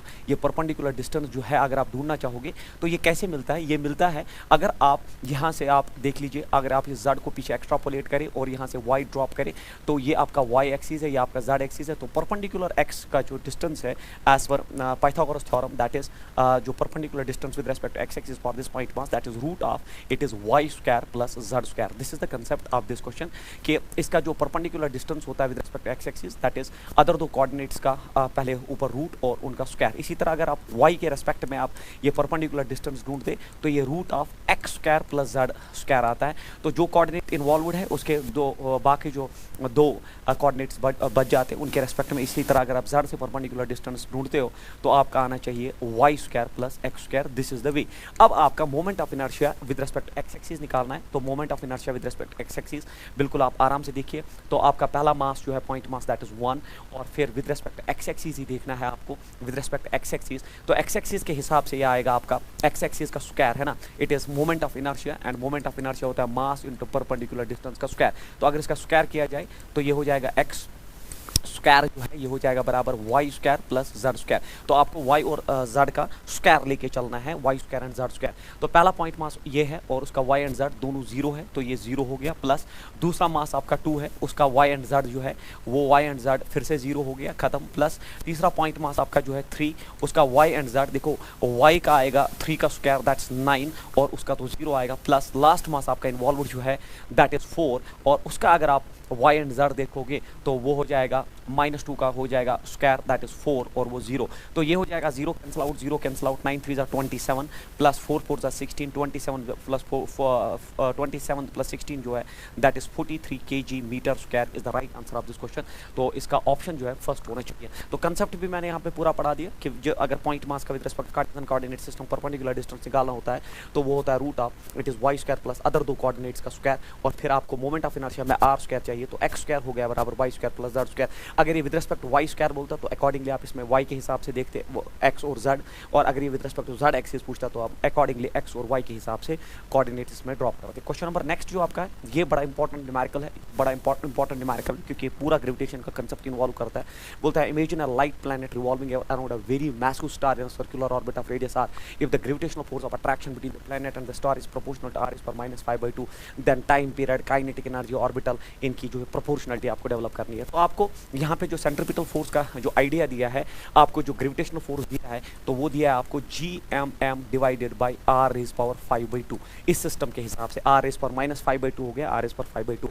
और आपको पता है किसी भी ऑब्जेक्ट को सर्कुलर पाथ में घूमना है तो उसको सेंट्रीपिटल फोर्स की रिक्वायरमेंट होती है, तो हो गया mv²/r, r is the radius of that circular track। तो gravitational force is providing the centripetal force that's mv²/r, ये हो गया ऑर्बिटल स्पीड का स्क्वायर इज इक्वल, आप जानते हो ये हो गया बराबर m ओमेगा² r, क्योंकि v होता है ओमेगा r, तो v हो गया ओमेगा² r कैंसिल आउट होकर एक r बचा, और ये हो गया बराबर m ओमेगा के बदले हो गया 2π/t that is 4π² multiplied by r। So this is a formula, जिस फार्मूला को आप मास्टर फार्मूला कह सकते हो टू सॉल्व न्यूमेरिकल्स, कि जब भी ऐसा हो gravitational force provide centripetal force, फिर आप इसको आगे इन टर्म्स में खींच सकते हो। अब आप कोई भी प्रोपोर्शनलिटी यहाँ से डेवलप कर सकते हो, जैसे time period of revolution is proportional to, तो टाइम पीरियड में आप ये इक्वेशन जो है इसके साथ इक्वेट करोगे, टाइम पीरियड में ये इक्वेशन इसके साथ देख लीजिए आप, ये हो गया GMM divided by r raise power 5/2, और ये आप किसके साथ इक्वेट करोगे m it is 4π² divided by t², और फिर ऊपर एक r है। तो देख लीजिए जो कंस्टेंट है वो छोड़ दीजिए, GMM सारा कंस्टेंट है, ये सारा कंस्टेंट है, तो यहाँ t² जो है वो प्रोपोर्शनल हो गया r raise power 5/2 multiplied by r, तो ये हो गया 7/2, तो t² is proportional to r raise power 7/2, taking root on both sides t is proportional to r raise power 7/4 is the answer of this question.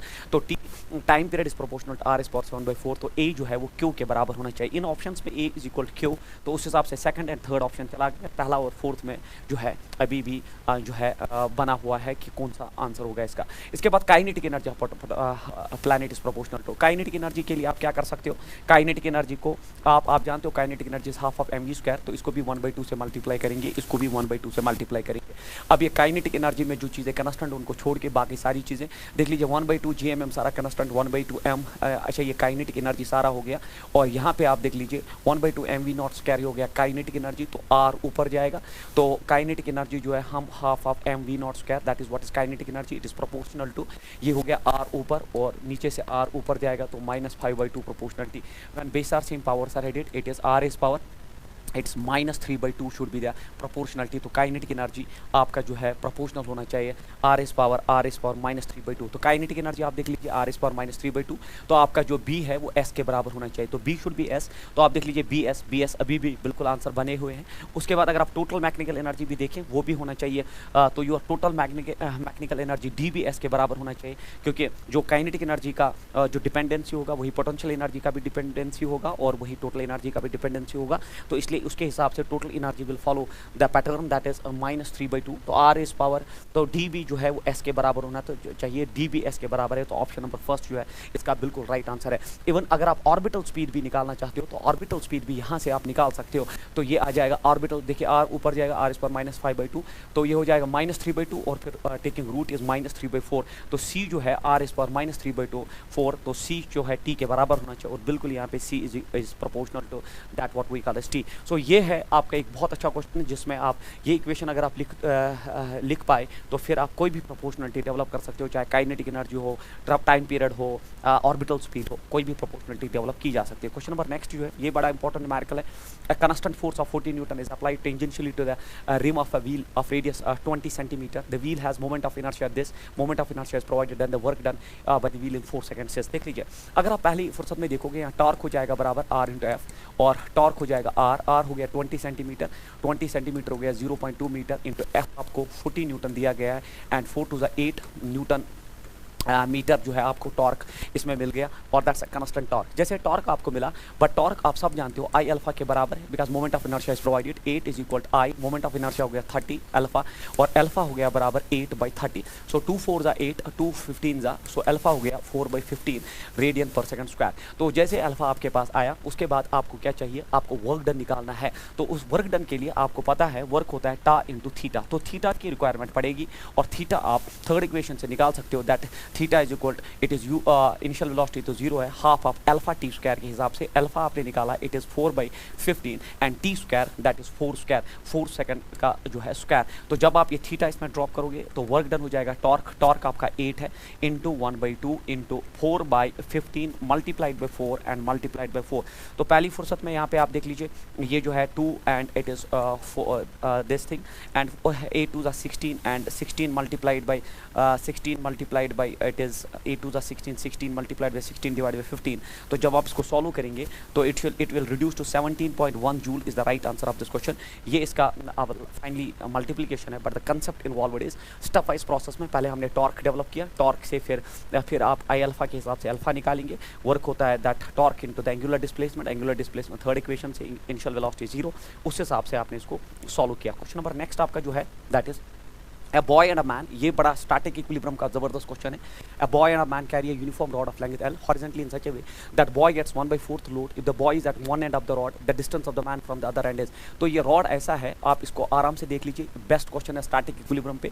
ये आपका boy है तो मैंने बॉय ऐसे बनाया तो understand it, this is boy और ये बॉय जो है अगर इस रॉड का लेंथ L है, बॉय जो है वो लोड ले रहा है इसका 1/4, मतलब अगर वो लोड यहाँ की तरफ है तो नॉर्मल रिएक्शन ऊपर की तरफ होगा और वो नॉर्मल रिएक्शन हो गया 1/4 हो गया बराबर इट इज mg/4 लोड जो है जब ये ले रहा है तो उसका नॉर्मल रिएक्शन ऊपर की तरफ जो है इस पे एक्ट करेगा तो 1/4। और उसके बाद बोल रहा है कि मैन जो है वो यहाँ कहीं है दूसरे एंड पे, यहाँ मैन मैं लिखता हूँ, तो अगर ये 1/4 लेगा तो मैन जो है 3/4 लेगा और उसका नॉर्मल रिएक्शन N2 एक्ट करेगा दैट इज 3/4 ऑफ mg।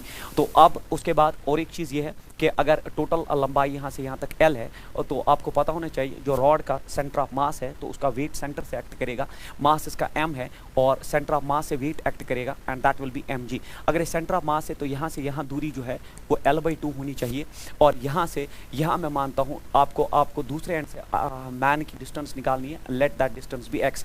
अगर ये डिस्टेंस x है तो मुझे बोलिए आप ये डिस्टेंस x है, ये सारा यहाँ से यहाँ तक L है, उसमें से x माइनस करिए तो यहाँ से यहाँ तक जो ये नॉर्मल रिएक्शन का डिस्टेंस है तो ये आ जाएगा L माइनस x, ये इसमें क्लीन है। तो बॉय ने 1/4 ऑफ द लोड लिया, रेस्ट आदमी लेगा 3/4, वेट सेंटर से एक्ट करेगा, वेट डाउनवर्ड्स यहाँ परपेंडिकुलर डिस्टेंस L/2।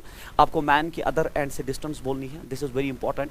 और अब आप जो है आप इसको कैसे करोगे, क्योंकि ये एक स्टैटिक इक्विलिब्रियम बेस्ड क्वेश्चन है, स्टैटिक इक्विलिब्रियम बेस्ड क्वेश्चन है तो इसमें दो टॉर्क एक्ट करेंगे। एक टॉर्क ये है, आप देख लीजिए इसका सेंस जो है, तो टॉर्क आप बैलेंस करें अबाउट वन एंड, तो ये आप कहीं से भी बैलेंस कर सकते हो, आपका आंसर आएगा बट बेस्ट रहेगा अगर आप बॉय के रिस्पेक्ट में ही टॉर्क को बैलेंस करेंगे। अगर हम यहाँ टॉर्क बैलेंस करेंगे तो ये क्लॉकवाइज टॉर्क प्रोवाइड करेगा, जबकि ये जो नॉर्मल रिएक्शन है ये एंटी क्लॉकवाइज टॉर्क, तो आप ऊपर की तरफ है नॉर्मल रिएक्शन और परपेंडिकुलर डिस्टेंस, और इसका वे डाउनवर्ड्स है और ये हो गया परपेंडिकुलर डिस्टेंस। सर ये टॉर्क प्रोवाइड करेगा mg/4 नहीं, क्योंकि ये उसी एक्सिस से पास हो रहा है जिस एक्सिस पे हम टॉर्क कैलकुलेट करने जा रहे हैं, तो ये टॉर्क प्रोवाइड नहीं करेगा। ये क्लॉकवाइज टॉर्क प्रोवाइड करेगा, एंटी क्लॉकवाइज टॉर्क प्रोवाइड करेगा। तो आप अगर इक्विलिब्रियम है तो क्लॉकवाइज टॉर्क जो है दैट इज mg/L/2 जो है वो बैलेंस करना चाहिए एंटी क्लॉकवाइज टॉर्क को, that is 3/4 mg and it is L minus x। अब आप देख लीजिए mg कैंसल आउट हो गया, 2 2 हो गया 4, L हो गया बराबर it is 3/2 L minus 3/2 x। तो यहाँ पे देख लीजिए 3/2 x इधर आएगा is equal 3/2 L minus L, ठीक है। तो यहाँ पे देख लीजिए आप, ये हुआ 3/2 x इज इक्वल, ये हो गया L बाई इट इज क्योंकि L/2, तो 2 2 कैंसल आउट हुआ, x हो गया बराबर L/3 should be the distance of the man from the other and. So this should be the answer of this question. So answer is L/3 and first option is the right answer for this question. So this is how questions like this. So it's a very important question in rotational motion. आप आराम से करके जाए। उसके बाद two particles A and B initially at rest move towards each other under mutual force of attraction। ये question repeat हो गया था, तो स्पीड ऑफ सेंटर ऑफ तो under mutual force of attraction मैंने आपको पहले भी बोल दिया, ये रिपीटेड क्वेश्चन है, आप इसको देख सकते हो। क्वेश्चन नंबर 7 शायद ये यही पैटर्न था। तो इसमें जब आपका आइसोलेटेड सिस्टम और इंटरनल फोर्सेज इन्वॉल्व हो तो सेंटर ऑफ मास का कोई स्पीड नहीं होता। Answer of this question is 0। उसके बाद ये बड़ा इंपॉर्टेंट है, a thin uniform rod of mass and length L free to rotate about its upper end. तो आपके पास एक थिन यूनिफॉर्म रॉड है और इस एंड पे ये रोटेट हो सकता है अबाउट दिस एक्सिस, और इसकी लंबाई जो है वो L दी गई है। उसके बाद इट रिसीव्स एन इम्पल्स, तो इम्पल्स J ये रिसीव करता है। इम्पल्स होता है linear impulse, that's linear momentum mass into velocity. तो it receives an impulse J at its lower end normal to the length immediately after impact it is angular momentum. तो impulse होता है actually linear momentum होता है that in this language that is its momentum, और उसका symbol इसने J लिया है। आपसे बोल रहा है एंगुलर मोमेंटम, और हम जानते हैं एंगुलर मोमेंटम होता है बराबर it is momentum multiplied with the perpendicular distance. Momentum यहाँ पे mv है और परपेंडिकुलर डिस्टेंस यहाँ पे L है। तो answer of this question should B mvL, या it should be equal mv के बदले आपका J है and J into L should be the right answer of this question, option number first. तो इम्पल्स होता है linear momentum multiplied by perpendicular distance, that is what is the definition of angular momentum in physics. उसके बाद question number next आपका जो है ये बड़ा इंपॉर्टेंट क्वेश्चन है, if the distance between the centres of earth and moon is d। अगर आपके पास ये अर्थ है और ये मून है, so this is your earth and this is your moon, और इनके बीच में जो डिस्टेंस है वो कैपिटल D है। उसके बाद बोला गया the mass of the earth is 81 times that of the moon. तो अगर इसका मास m है तो इसका मास डेफिनेटली 81 m है। हमें क्या पूछा गया, then at what distance from the centre of earth the gravitational force will be 0। तो किस डिस्टेंस पे ग्रेविटेशनल फोर्स 0, तो आपने पढ़ा होना चाहिए आप ये जो डिस्टेंस है आपको अर्थ से निकालनी है। Then at what distance from the earth, तो हम आपको क्लासरूम प्रोग्राम में पढ़ाते हैं वो डिस्टेंस जहाँ पे फील्ड या फोर्स 0 होता है वो होता है उसी मास का ऊपर root it's 81 m divided by sum of masses का रूट, तो root of 81 m plus root of m multiplied by the net distance. तो देख लीजिए root of m through out cancel out हो जाएगा एंड अब x हो गया बराबर रूट ऑफ 81 हो गया 9 ऊपर d डिवाइडेड बाय ये हुआ 9 + 1। तो answer of this question is 9d/10 should be the right answer of this question, 9d/10 option number 4 ये है इसका आंसर। क्वेश्चन नंबर नेक्स्ट है, ये एक बहुत ही अच्छा क्वेश्चन है। आपसे पूछा गया है particle would take a time t1 to move down a straight tube from the centre of earth suppose to be a homogeneous sphere to its centre. मान लीजिए अर्थ एक होमोजेनियस स्फीयर है और आपने एक टनल इसके सेंटर से खोदी है, तो आपको बोला गया है कि एक पार्टिकल जो है टाइम t1 लेता है to move down a straight tube from the surface of earth suppose to B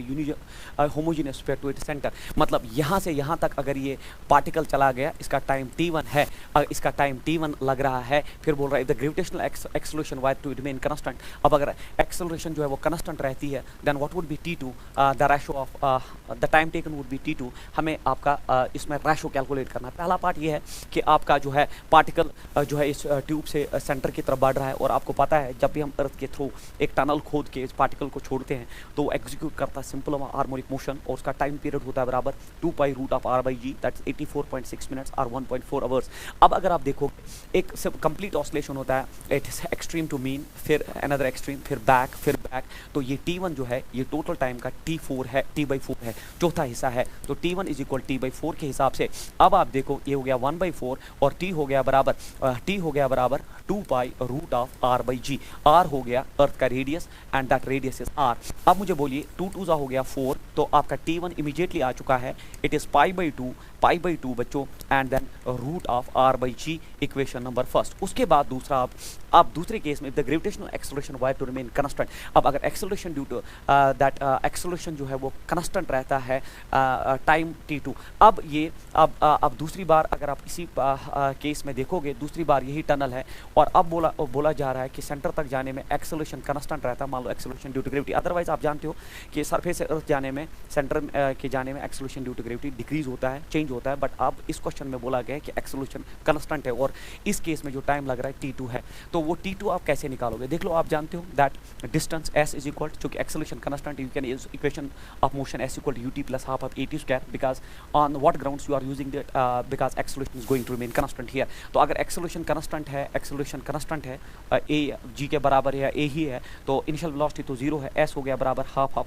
s हो गया बराबर हाफ ऑफ, s के बदले आप जो है डिस्टेंस जो है वो रेडियस के बराबर है, तो r is equal half of at square, G लेने की जरूरत नहीं, a ही सिंबल आप रख सकते हो, at स्क्वायर और ये T2 स्क्वायर है, तो ये क्रॉस मल्टीप्लाई या g में आप ले सकते हो क्योंकि ये भी g है, तो ये हो गया twice of r divided by g, और ये T2 का स्क्वायर है, T2 का स्क्वायर हो गया दिस थिंग, तो आपका T2 आ गया root of 2g by r। अब आप देख लीजिए, आपके पास इक्वेशन फर्स्ट भी, आपके पास इक्वेशन सेकंड भी है, और आपको रेशो चाहिए T1 इज टू T2, तो T1 बाई T2 का रेशो आप खुद देख लीजिए। अगर मैं इस इक्वेशन को इस इक्वेशन से डिवाइड करूं तो आप देख लीजिए, ऊपर पाई बचेगा और नीचे बचेगा 2 रूट 2, क्योंकि root of R G cancel out होगा, तो answer of this question should be pi by 2 root 2 is the right answer of this question. So option number first is the right answer, क्योंकि root of R G cancel out होगा, ऊपर पाई बचा है और नीचे 2 है और इसका root 2 root 2 is the right answer of this question. बड़ा इंपॉर्टेंट न्यूमेरिकल है। उसके बाद क्वेश्चन नंबर नेक्स्ट है, ये भी बहुत इंपॉर्टेंट न्यूमेरिकल है, मोमेंट ऑफ इनर्शिया बेस्ड। तो आपसे पूछा गया है circular disc of radius R and thickness r by 6, तो ये एक सिलेंडर हो गया, ठीक है, क्योंकि इसका रेडियस जो है वो r दिया गया और इसकी थिकनेस, तो जब इसकी थिकनेस आ गई सर्कुलर डिस्क की, अगर इसकी थिकनेस आ गई तो ये अब एक बिल्कुल एक ड्रम की तरह एक्ट करेगा, और drum is nothing but a cylinder, ठीक है।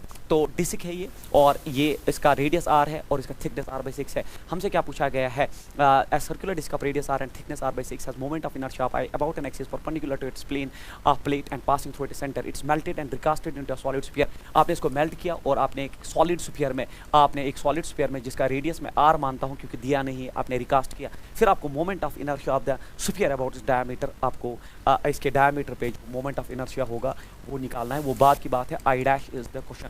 तो पहली फुर्सत में आप देख लीजिए, हमें इसका रेडियस का इंतजाम करना पड़ेगा इन टर्म्स ऑफ कैपिटल आर। तो यहाँ पे वॉल्यूम कंजर्वेशन कहता है कि इसका वॉल्यूम और वॉल्यूम हो गया इसका बराबर area, that is pi r square into height, that is pi r square into h r by, तो आप जानते हो सिलेंडर का वॉल्यूम पाई r स्क्वायर इनटू h होता है और स्फीयर का वॉल्यूम होता है 4/3 पाई r।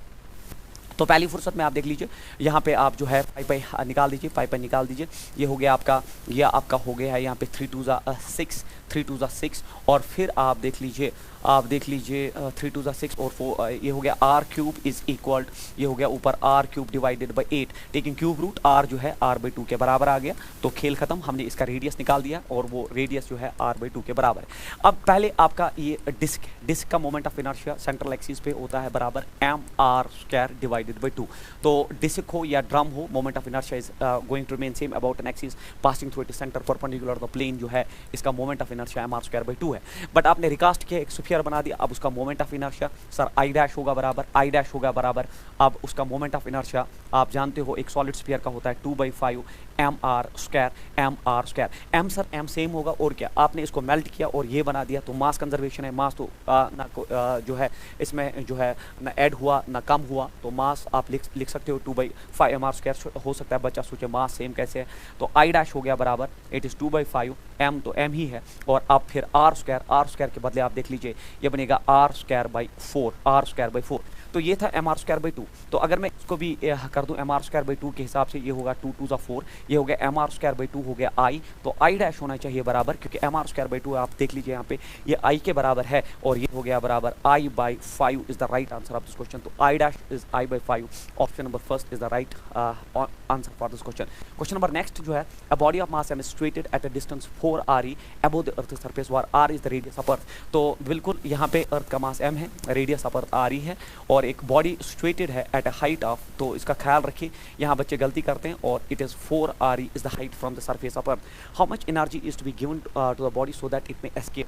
यहाँ इसको कितनी एनर्जी देनी है कि इन्फिनिटी पे चला जाए, एस्केप मीन्स इन्फिनिटी पे। अब जितनी एनर्जी से यहाँ इस पोजीशन पे बाउंड होगा, अगर आप उतनी एनर्जी इसको दोगे, बाउंड एनर्जी हमेशा नेगेटिव होती है, तो अगर आप यहाँ की जो एनर्जी जिस हाइट पे है, जितनी एनर्जी से ये बाउंड होगा, उतनी अगर आप एनर्जी इसको पॉजिटिव में प्रोवाइड करोगे तो एस्केप करेगा। जैसे आप इलेक्ट्रॉन का अगर हाइड्रोजन एटम में देखोगे, पहले शेल में एनर्जी होती है -13.6 इलेक्ट्रॉन वोल्ट, अगर आप उसको +13.6 दोगे तो हमेशा आयोनाइज होगा।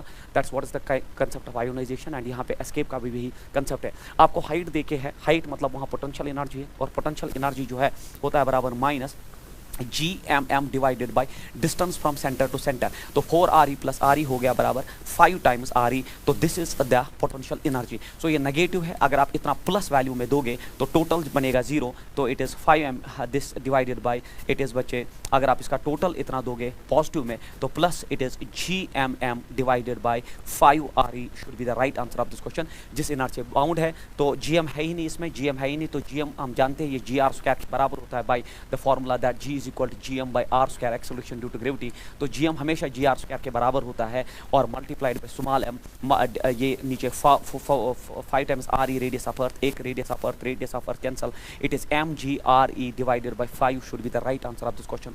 ऑप्शन नंबर 3 जो है इसका बिल्कुल करेक्ट आंसर है। So the concept is very simple, जिस एनर्जी से बाउंड है उतना आप एनर्जी प्रोवाइड करो, आपका जो है सैटेलाइट भाग जाएगा। उसके बाद the gravitational field in a region is given by this, तो आपका ग्रेविटेशनल फील्ड दिया है और दिया है 10, it is I cap minus J cap. So gravitational field जैसे आप क्लास 12 के इलेक्ट्रोस्टैटिक्स में पढ़ते हो, ये इलेक्ट्रिक फील्ड ग्रेविटेशनल फील्ड एक जैसी बात है। Then the work done by the gravitational force to shift slowly a particle of mass 1 kg from coordinates this to this. तो कोऑर्डिनेट से पहले आप इसका डिस्प्लेसमेंट वेक्टर निकालिए, और डिस्प्लेसमेंट वेक्टर जो है आपका तो फाइनल माइनस इनिशियल होता है, तो 2 - 1 is 1, it is only I cap, and then -2 - 1 is -3J cap. तो ये आपका डिस्प्लेसमेंट वेक्टर है। तो आपको क्या निकालना है, आपको निकालना है वर्क होता है हमेशा बराबर इट इज F.S होता है वर्क आपका, और F कहाँ से लाएंगे सर आप, तो F है बराबर mass into the field, that's acceleration. तो यहाँ पे फील्ड का नाम है, क्योंकि मास आपका 1 kg दिया गया है, आपका मास 1 kg दिया गया है, तो फील्ड की इक्वेशन में कोई फर्क नहीं पड़ेगा। तो आपका फील्ड जो है 1 इंटू दिस ये सेम रहेगा, it is 10, it is I cap minus J cap.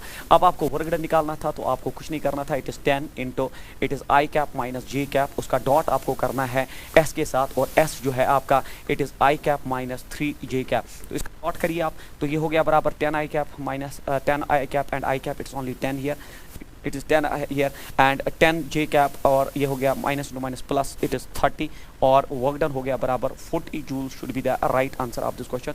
तो ऑप्शन नंबर 4 जो है इसका बिल्कुल राइट। तो बिल्कुल इलेक्ट्रोस्टैटिक गाइडेड जैसे है ना, फोर्स इज इक्वल QE, फिर डिस्प्लेसमेंट है, वर्क होता है फोर्स डॉट S, उस हिसाब से आपने इसको सॉल्व किया। क्वेश्चन नंबर नेक्स्ट जो है ये बिल्कुल एक नॉलेज बेस्ड क्वेश्चन है कि आपका एक let I be the moment of inertia of a square about an axis passing through AB। तो AB एक्सिस पे इसका मोमेंट ऑफ इनर्शिया I है। हमसे क्या पूछा गया है, through it centre and parallel to the side CD, बिल्कुल साइड CD के हिसाब से नहीं, parallel to the one of its sides. So CD is a line in the plane of the plate that passes through the center of the plate and makes an angle theta with AB.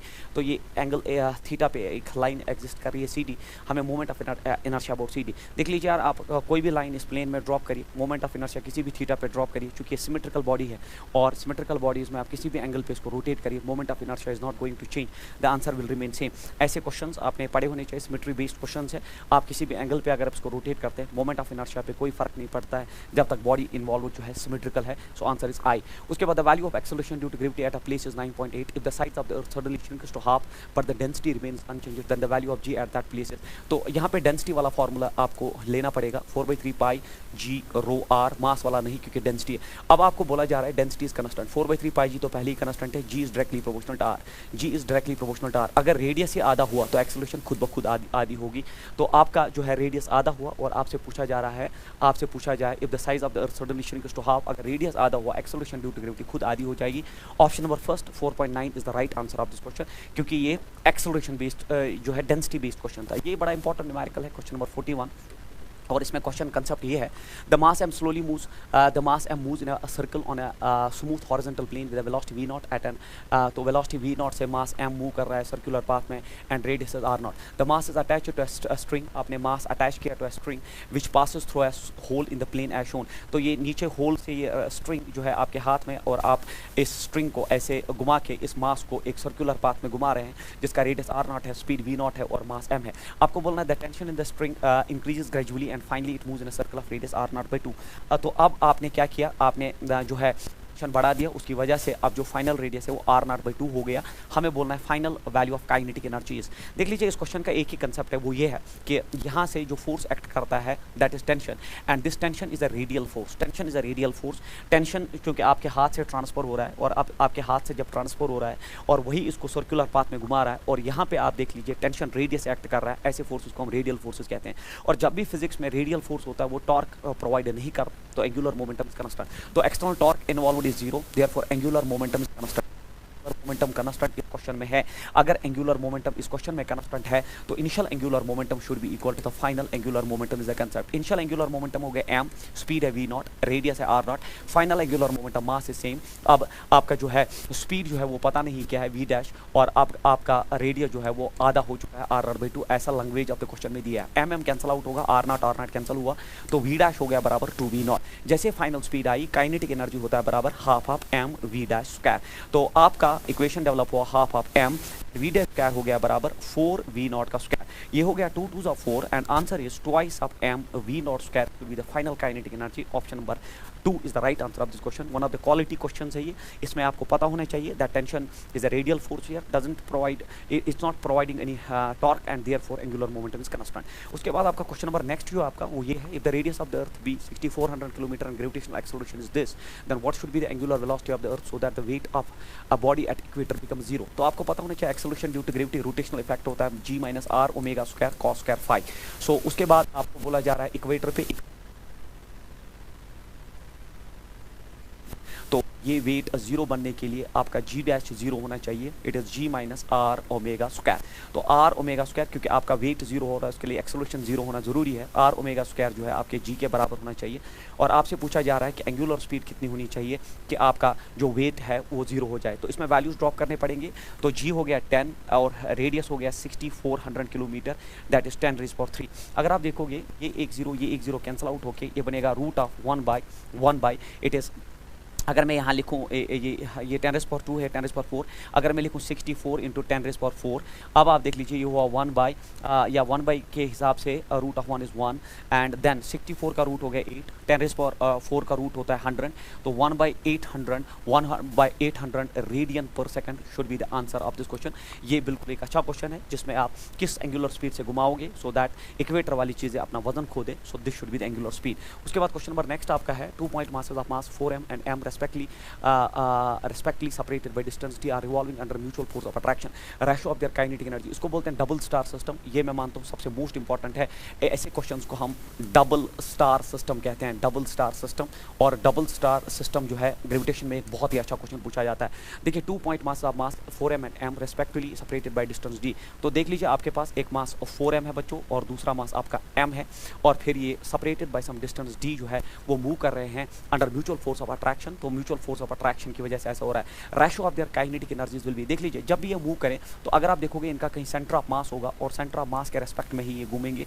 सो अगर ये COM centre of mass है तो centre of mass की यहाँ से कितनी position होगी, तो आपने ये पढ़ा होना चाहिए रोटेशनल मोशन में, तो या centre of mass and rotational motion में, तो ये डिस्टेंस यहाँ से होनी चाहिए। ऊपर वाला mass that is m divided by sum of masses that is 4 + 1 it's 5, तो इट शुड बी d/5। अगर ये डिस्टेंस d/5 है तो डेफिनेटली ये डिस्टेंस अब d - d/5 होना चाहिए, और d - d/5 के हिसाब से ये d - d/5 के हिसाब से it is 4d/5 should be the distance of the other, it is 4d/5, तो 4d/5। तो इसका ये मतलब है कि ये d/5 के हिसाब से एक सर्कुलर पाथ पे घूमेगा, ये d/5 के हिसाब से एक सर्कुलर पाथ पे घूमेगा, तो ये d/5 के हिसाब से एक सर्कुलर पाथ पे घूमेगा, जबकि ये 4d/5 के हिसाब से एक सर्कुलर पाथ पे घूमेगा, ये इसका रेडियस होगा। और अब डबल स्टार सिस्टम की खूबी ये है बच्चों, जो आप हमेशा याद रखोगे, जब ये हमेशा एक दूसरे के आमने सामने रहने चाहिए। मतलब अगर ये यहाँ है तो ये यहाँ है, मतलब अगर ये आपका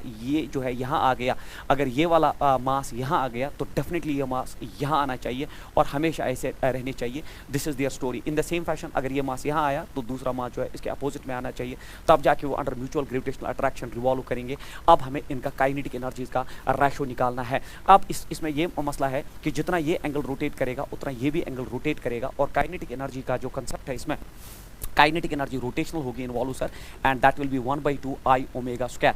अब जितना एंगल ये स्वैप्ट करेगा उतना ये क्योंकि हमेशा आमने सामने रहने की वजह से जितना एंगल एक स्वीप करेगा उतना दूसरा भी एंगल स्वीप करेगा, तो ओमेगा जो है यहाँ पे जो है वो कंस्टेंट हो जाएगा। बट आप जानते हो काइनेटिक एनर्जी अगर आप पॉइंट मास के हिसाब से लोगे mr square into omega square भी कंस्टेंट, 1/2 भी कंस्टेंट, तो it is proportional m and r square. तो काइनेटिक एनर्जी ऑफ वन हमें क्या निकालना है, ratio of their kinetic energy divided by kinetic energy of second.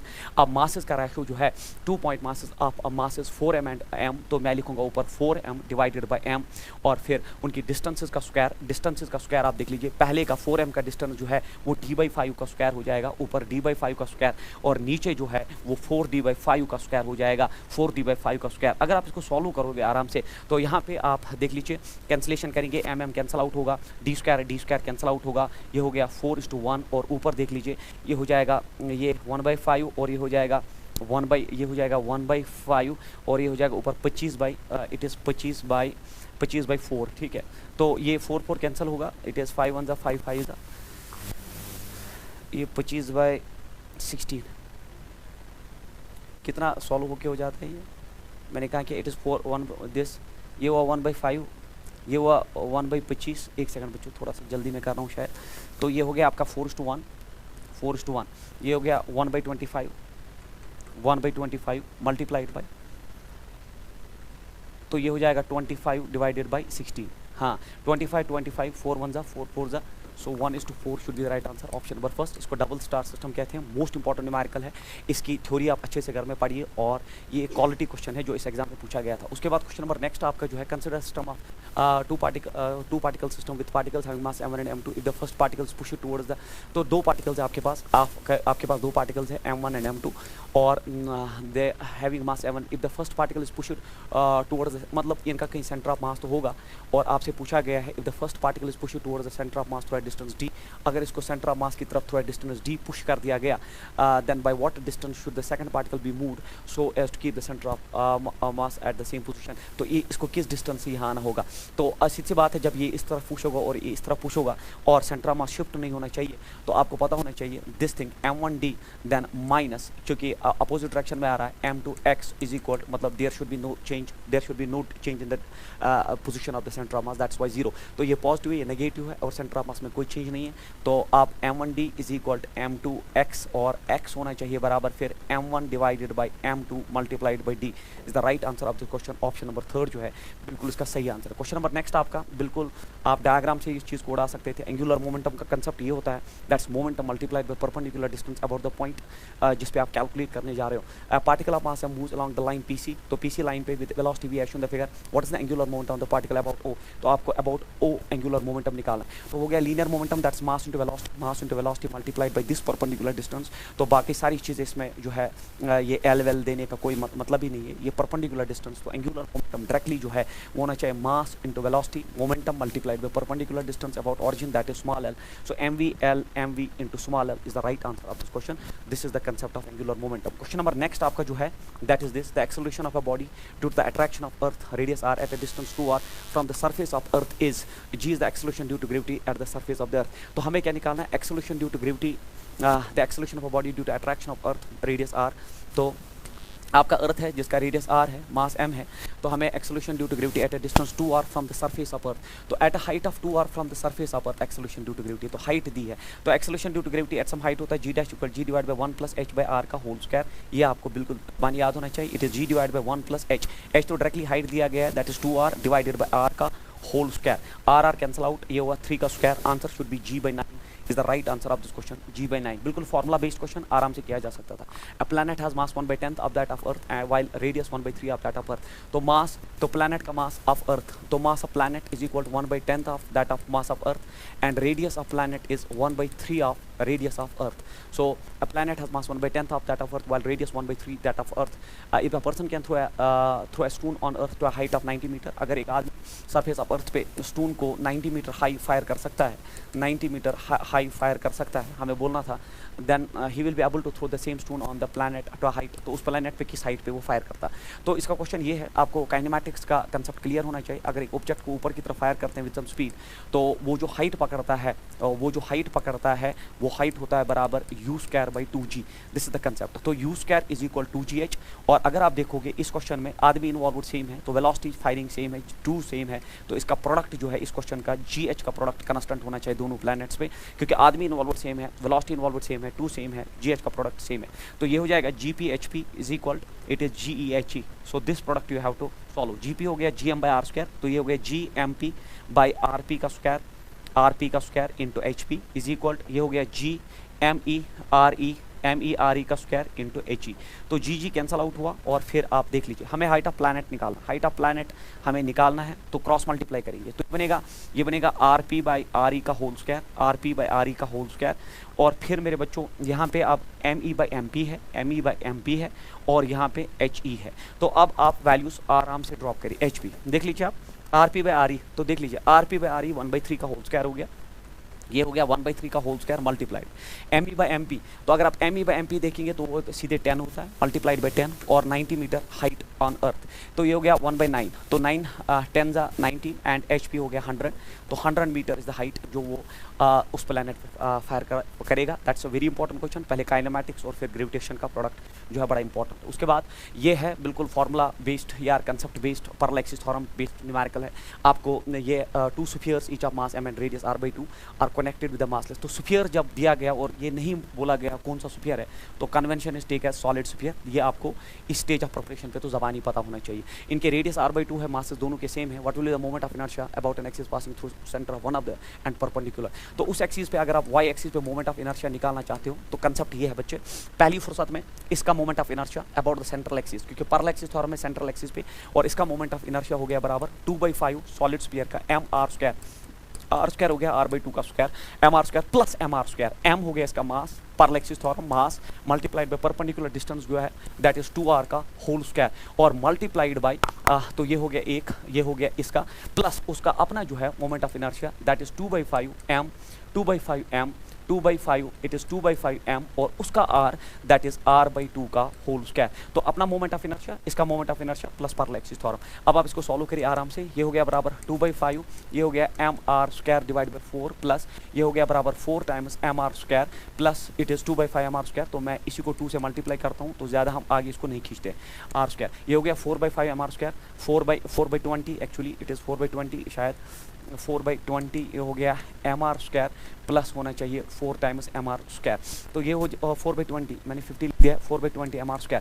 तो ये हो गया 4 5 20, तो 5 4 20 and plus 1 21, 21/5 mr² is the right answer of this question. तो you should be good in using parallel theorem to solve such numericals. ये आपको बिल्कुल आना चाहिए। क्वेश्चन नंबर नेक्स्ट जो आपका, that is 2 identical particles move towards each other with velocity 2v and v respectively the velocity of centre of mass. तो अब 2 identical particles हैं, एक आपका जो है आइडेंटिकल पार्टिकल्स तो मास सेम कैरी करेंगे, ये 2v से मूव कर रहा है और ये v से मूव कर रहा है, आपको velocity of centre of mass. तो velocity of centre of mass vector equation जो है that is it is m1v1 vector plus m2v2 vector and divided by it is m1 plus m2। ये standard equation है, ज़बानी याद होनी चाहिए। मास हो गया m, वेलोसिटी हो गया 2v, देन ये अपोजिट डायरेक्शन में तो mass m velocity v divided by it is m plus m it is 2m।